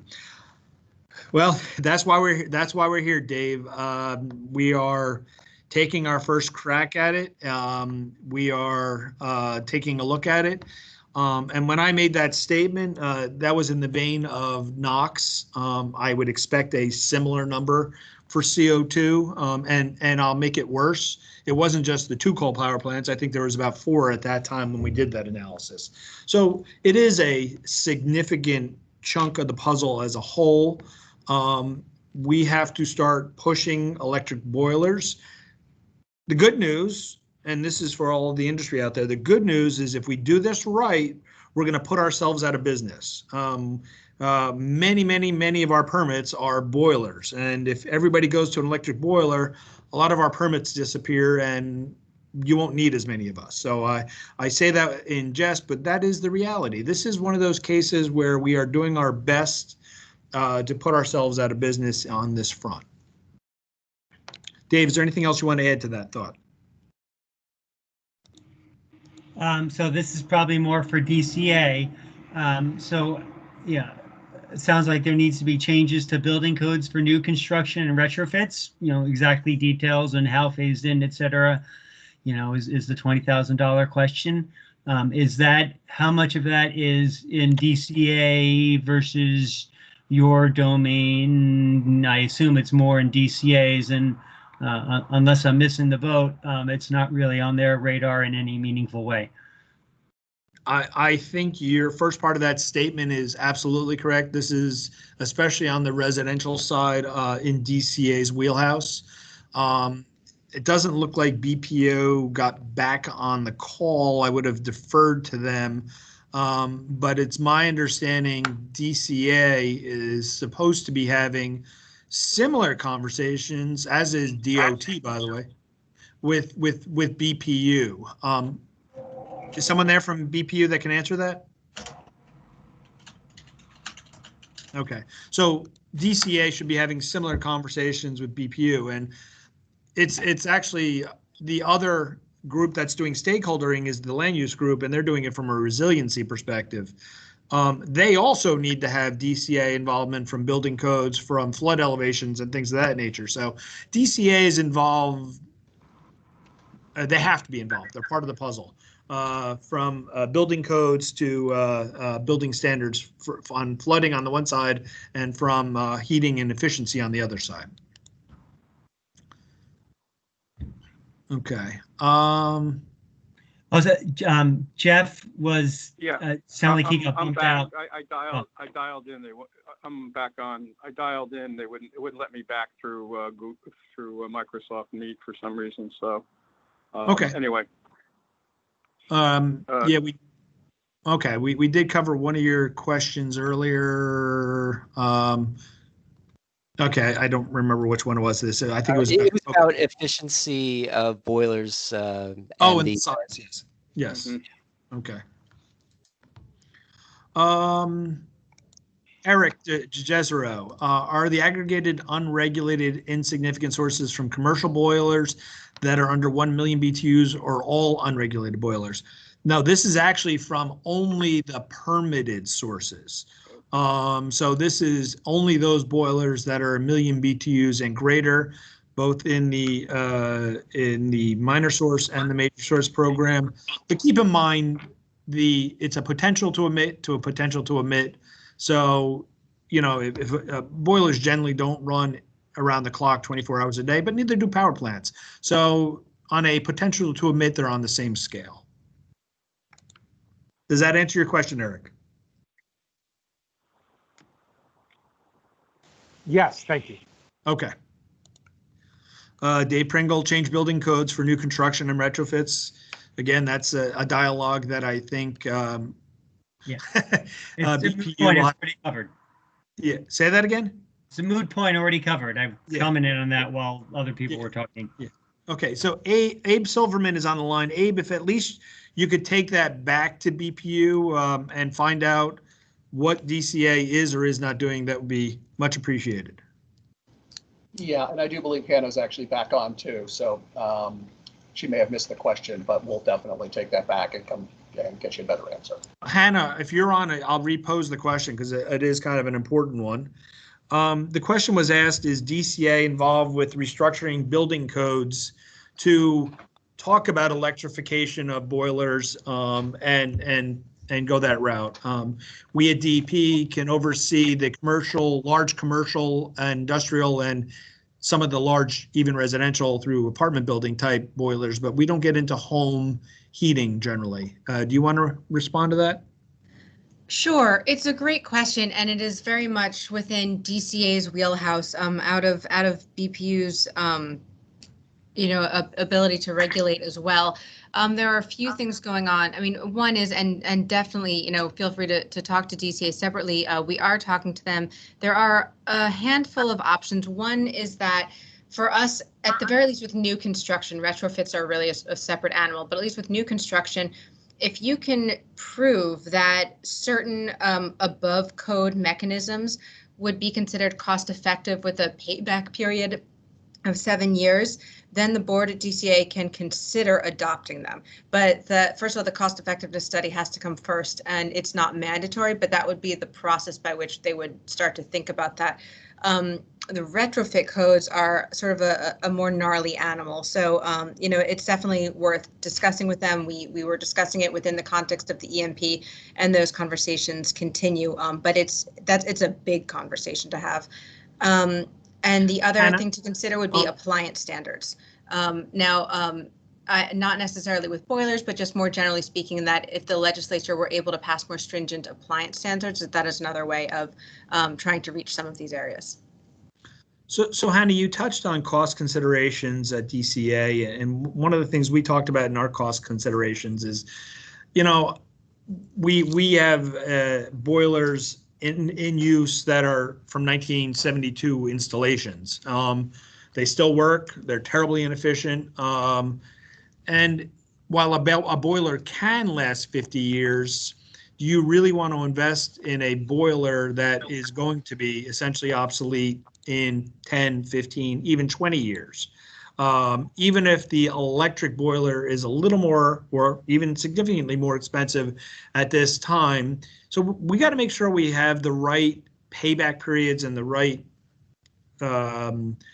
questions being asked about, how long it will be in use.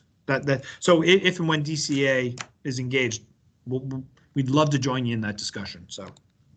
Yeah, I think that's actually probably a good idea to bring them in before this rule is finished to have a more technical conversation with them. Okay, thank you. Tom McNevin of my staff. Though simpler in the long run, at current energy costs, electric boilers are significantly more expensive to operate. Have a given thought for what financial incentives might be invoked to encourage conversion to e-boilers? I guess that's a BPU question or our CSERP folks. Does this fit into the scheme of an incentive-based program such as replacing your windows or things of that nature? So at the risk of making a mistake, I believe we do have those incentive programs. And the other thing to consider is that we have we're in the middle of transitioning a lot of the current state energy efficiency program to the utilities. And the utilities, some have already filed, some are in the process of filing energy efficiency plans, some of which may also consider this particular issue. So I would say I think our legacy program already does include this, and we are sort of excited to see what comes out of the utility filings as well. But absolutely, it deserves to be there. All right, thank you, Hannah.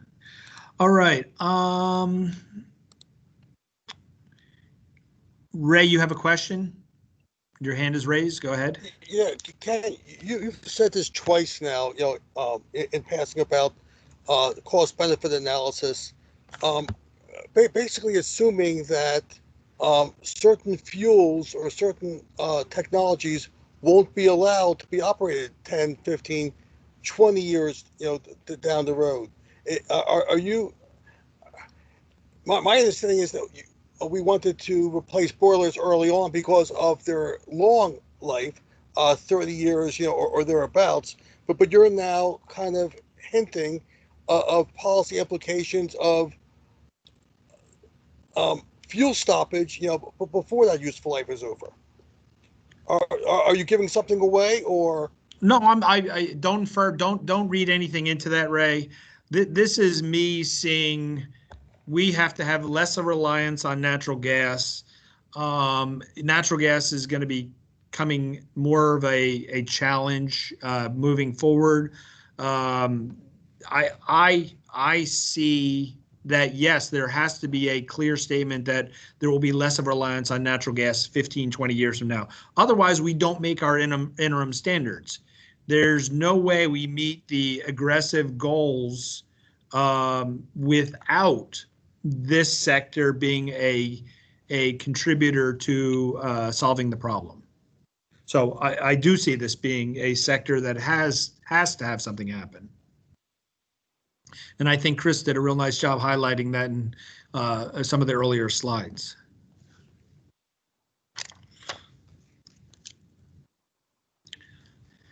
Barb Blumenthal, raising your hand. Go ahead. Yes. Can you hear me? Yes, we can. All right. So I was curious. I'd never thought about this before. The organizations that have a fleet of boilers, which is a problem. And the one strategy you mentioned involved offsets. And there's various reasons why the environmental community might not be opposed to the idea of offsets. So are there other strategies? So just to give you the background, if somebody was about to install a solar field anyway, we need to be making progress on multiple fronts, on bus fleets, on solar fields, all of it. We don't want to just take what is already underway and now count it toward keeping old boilers. So what other ideas, if that's a strategy that's just going to cause problems, what other ideas are out there? Well, I'll put it in kind of the hierarchy of how I'd like to see it done. And it's just, the hierarchy in my mind is electric boiler number one, period. And that would be your best bet. And even on top of that is energy efficiency first and size your boiler to the right size. So maybe the electric boiler is 1A. And from there, if whatever reason your boiler is still operational and it's it's got some life on it, and if there is a standard, and Ray, I'm saying if there's a standard and you have to kind of ratchet down on a fleet, maybe that's when you come in with the offsets. Do you do generation offsets? Do you do we count carpooling? Do we count electrifying a fleet that might have, as you said, already been electrified? If something already happened, that's off the table. I'll tell you that right now. But how we identify the point in time where this is where we're starting for, that's a challenge, and I get it.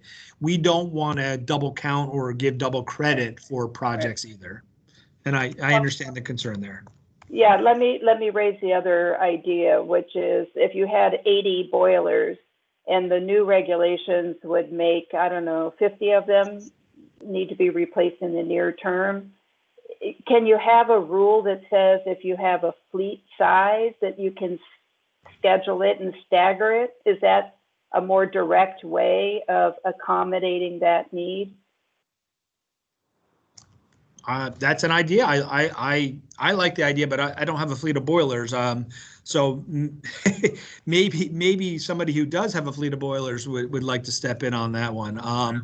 I think that is a viable option, and you're kind of offsetting some of your costs with 79 other boilers. So is a phased-in staggered approach, as you called it. Hi, this is Jeff Tittle. Since I can't raise my hand, I was, one of the questions I was asking is about what type of standard are you going to set for the boilers for emissions? Because, for greenhouse gases. I think that's sort of kind of an important part of it. I know right now you just did some rules for boilers without, any greenhouse gas limits. So what type of limits are you looking at? We haven't actually put pen to paper, so we don't know. But the natural gas, I'm sorry, the CO2 and methane emissions from natural gas boilers are easily calculated. It's a very straightforward formula based on combustion efficiency. So that's an easy number to calculate. So the question is, there's some boilers more efficient than others. So. Right. I understand that. But the question is, do we get to the point in time where we start putting a number that is below even an efficient boiler for these fleets of boilers?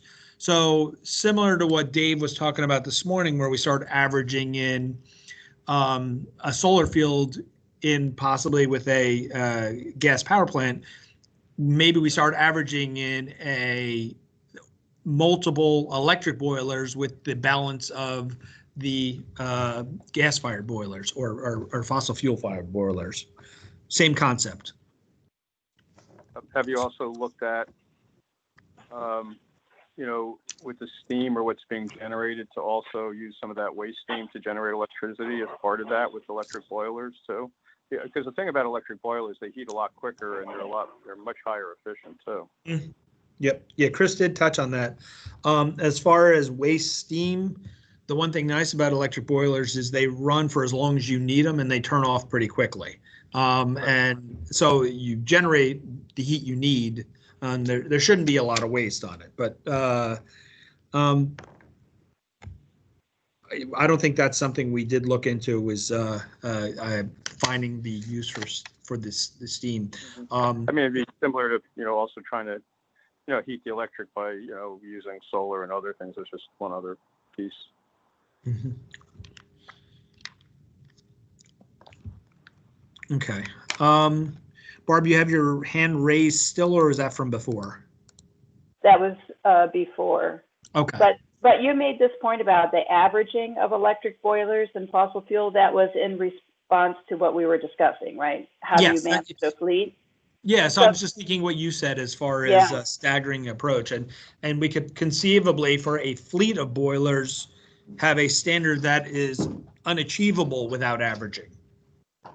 And the beauty of some of that, if we keep in mind that there's some goals that we have, one of the goals is to make sure that we don't incent somebody to put in a new gas boiler in the next few years, rather than waiting until they can do it with electric.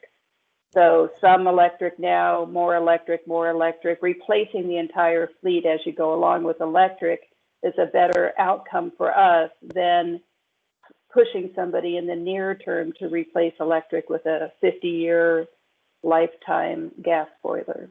Mm-hmm. Okay. Toby, you had your hand up?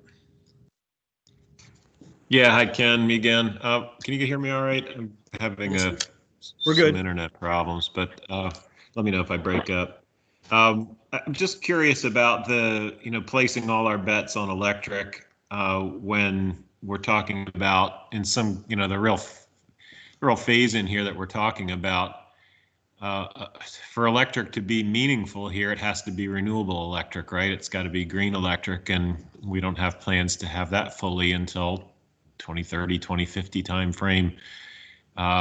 So by that time, will hydrogen or some other alternative be there as well?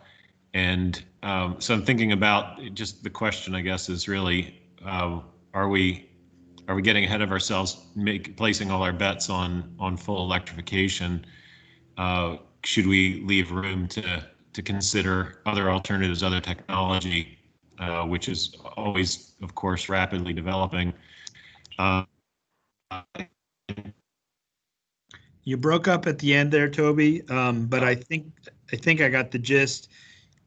Can we consider other technologies besides electric and hydrogen, fuel cells, some other things? And I think we can write a rule that still has an overall fleet efficiency. And look, if something has a much lower carbon footprint, it's still going to be better than, say, a coal boiler, which is going to be higher. But in reality, let's talk about it's going to be more efficient than a natural gas boiler. So we can certainly do the same type of averaging with whatever the technology is.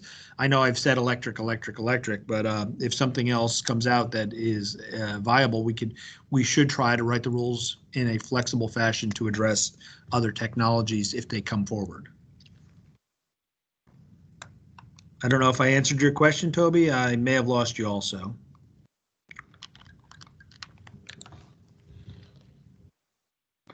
Rebecca, time check. We're scheduled until when? I think we have ample time.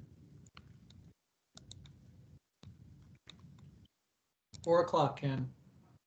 Thank you, Rebecca. You did. Well, thank you, Frank, too, but Rebecca just did it in the comments. Okay, so we still have plenty of time for discussion.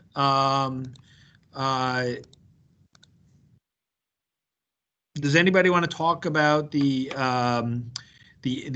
offset discussion that Chris brought up, the averaging, other options? Is that something we should be looking at? Is it something we should be staying away from? I just, like your input. Hey, Ken, it's Toby. I got back on. I'm sorry I cut out, but I'm here again. Yeah, I think I answered your question. I don't know if you heard the answer, but it was, I think we can write the rule, I would hope, in a way where we don't prohibit a technology that's viable, as long as it can be averaged in similarly to an electric. So we wouldn't necessarily say you must put electric into average. You could put an alternate technology in that could be averaged. I think we can work through something like that. Okay.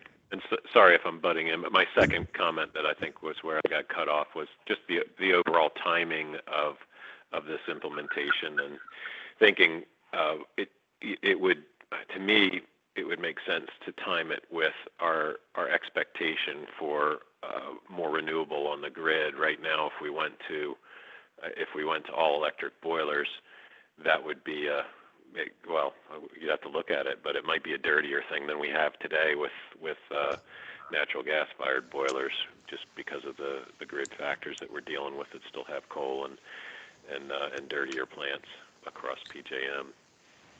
So you'd want to think about the timing of the when it makes sense to really have have more electric heating than we do fossil heating across the state. So I'll say it like this, Toby. I don't think it's an all or none on either side. We can't wait for all the green power to be built out, and we certainly can't build the green power after everything's electrified. I think there's going to be incremental steps on both sides in the interim. Even if we pass some kind of rule, it's not going to be everything. It's going to be an incremental piece of the rule. As boilers die or get to the end of their useful life or whatever, there should be a consideration for installing electric. At some point, does it become a mandate? Maybe. Do we write a rule that it applies to fleets immediately through, what was the phrase, staggered approach? That's an idea. So I think it's going to be a little bit on the demand side and a little bit on the supply side that happen incrementally over time. It won't be one or the other, obviously. And Eric? yeah, and agreed. And they both have big scheduling implications. And all I'm suggesting is that those schedules could be synchronized, right? It makes sense to have them marching forward in a thoughtful way rather than this hand's doing one thing and the other hand's doing another thing and they don't really know what each other are doing. Yeah, from this rule perspective, I will say we're doing that. I hope we're promoting the build out of renewable energy, and at the same time, we may be also putting more of a reliance on the electrical network. So it's a little bit of a challenge on both sides. Eric, I see you have your hand raised again. Yes, thank you, Ken. This is a prequel, if you will, to Toby's question, which was on implementation. When we had met in February, the timeline then was rule proposal January 2021, adoption January 2022. Has that slipped, changed? Are you still on pace? Kind of what's the timing as we're here at the beginning of September 2020, please? Boy, Eric, I thought I was going to get through this meeting and no one was going to ask that question.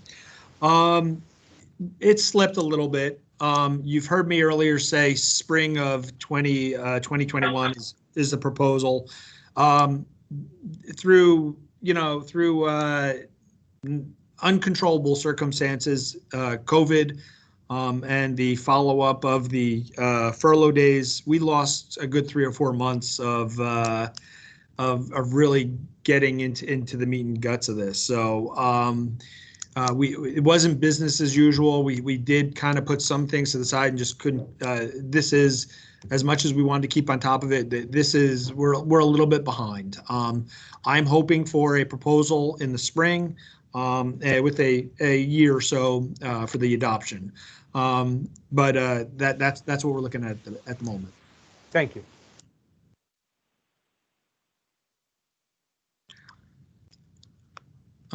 Chris, is there anything else you want to add based on the questions that have been asked, some of the thoughts you might have?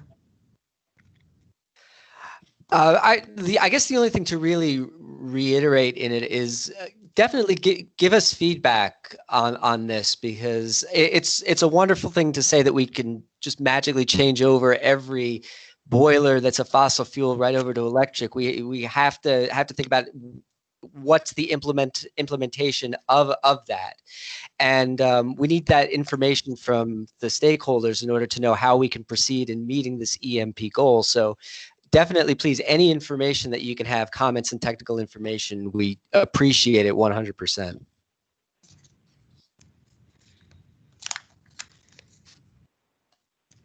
I think Ray has a question too, Ken. Okay, go ahead, Ray. Just another question about timing, and I appreciate what you guys are trying to do. Understand, it slipped a few months, totally understandable.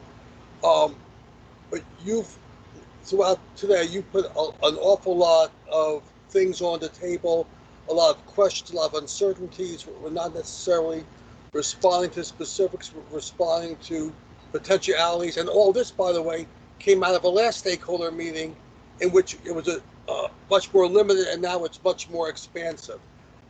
So I'm asking for two things. I think getting you all the information that you've been asking for, especially comments, etc., by in 2 weeks from now is a very, very short time period. And if your intent really is to get really good input so you could do a rule, which is going to have impacts 30 years from now, 2 weeks, is too short. And I would also, again, you may not be able to do this, but again, I'm sure you appreciate it. It's one thing responding to generic thoughts and comments and proposals. It's quite another thing to respond to language. And as you know, once language is put into a rule proposal, it's almost impossible to make any meaningful changes. It is impossible to make any meaningful changes, on adoption. I would greatly request that, you guys put out a pre-proposal or circulate a draft, allow people to comment back. These are complicated issues with potentially significant impacts. It's better to get it right than to get it quick. Thank you, Ray.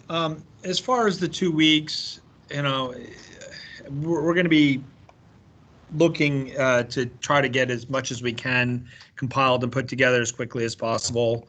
If you need a little more time, Guy, we'll work with you and we'll see what you need. As far as the rule language, we need to follow the APA, the Administrative Procedures Acts, and there's certain things we can do and certain things we can't do. And I'm going to follow my lawyer's advices on what I can share and what I can't share, and when I can share it and when I can't share it. So I don't even want to touch that one, actually. So if you want, I'll give you legal advice, and you can rely on that. Thank you, Ray.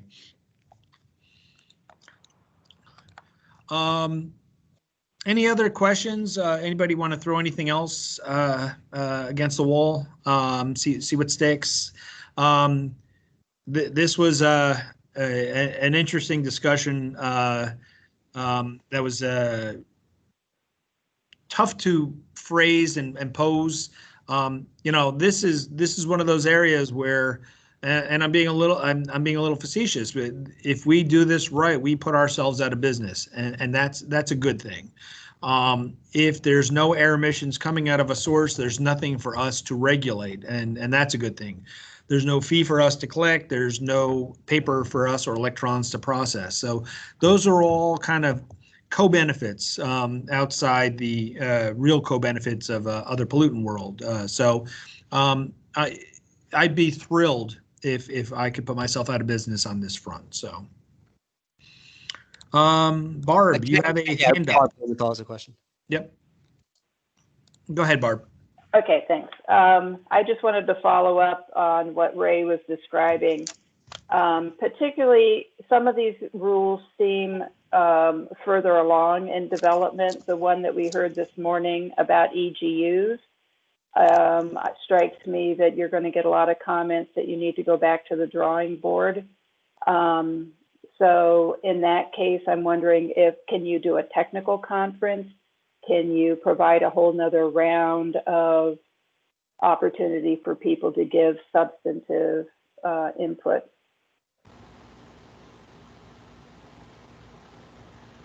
Sorry, I'm taking notes first.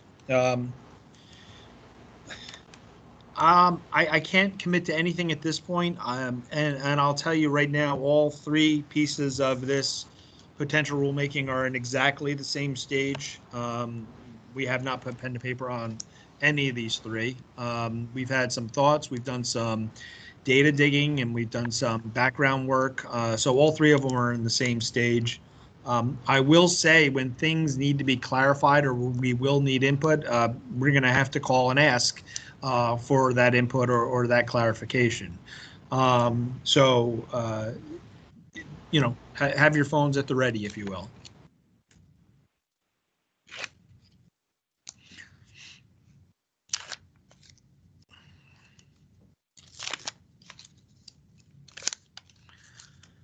All right. Unless anybody raises their hand or puts something in the comment field, I think we're going to close out the day. I thank you all for a very productive discussion from 8 o'clock this morning until almost 3 o'clock now. Frank Stites wants to say something. Well, Ken, since you're closing it out, I wanted to just, in addition to the thank you to all the stakeholders, which you've already started, we can't do this process without them. I wanted to thank the DEP staff, everybody who's been involved with giving the presentations, Dave, Gladys, Chris, you, Ken, Rebecca behind the scenes, Carrie and Heidi behind the scenes, all the staff who's been working on it, and Ken, your leadership in getting the stakeholder process together. Yes, it's on a fast timeline, but everybody's been really rising to the occasion. So I wanted to personally thank all the DEP staff who made this happen today, and also to thanks again to all the stakeholders for coming out today. I know it's not perfect doing this remotely. I wish we could do it in person, but thanks for everybody you're getting on today. All right, Frank took a little of my thunder. I just wanted to thank you all, and I wanted to thank you for all your valuable input. I'll just remind you all, we're going to be for sure taking comments. Please submit them through the portal. I've already gotten some emails from people. Please submit them through the official comment response. I'm going to ultimately send it there anyway. This is all public record. We're trying to make this as transparent a process as humanly possible. We're going to post this whole presentation and recording online. I think Tuesday is what we're shooting for. So it looks like it's about 7 hours long now. So if you want to hear this all again, you're welcome to. Again, the presentations will be presented. All the comments that we receive will be presented. So feel free to digest it all and take a look at it all. And thank you all. Rebecca, I think you can end the recording now.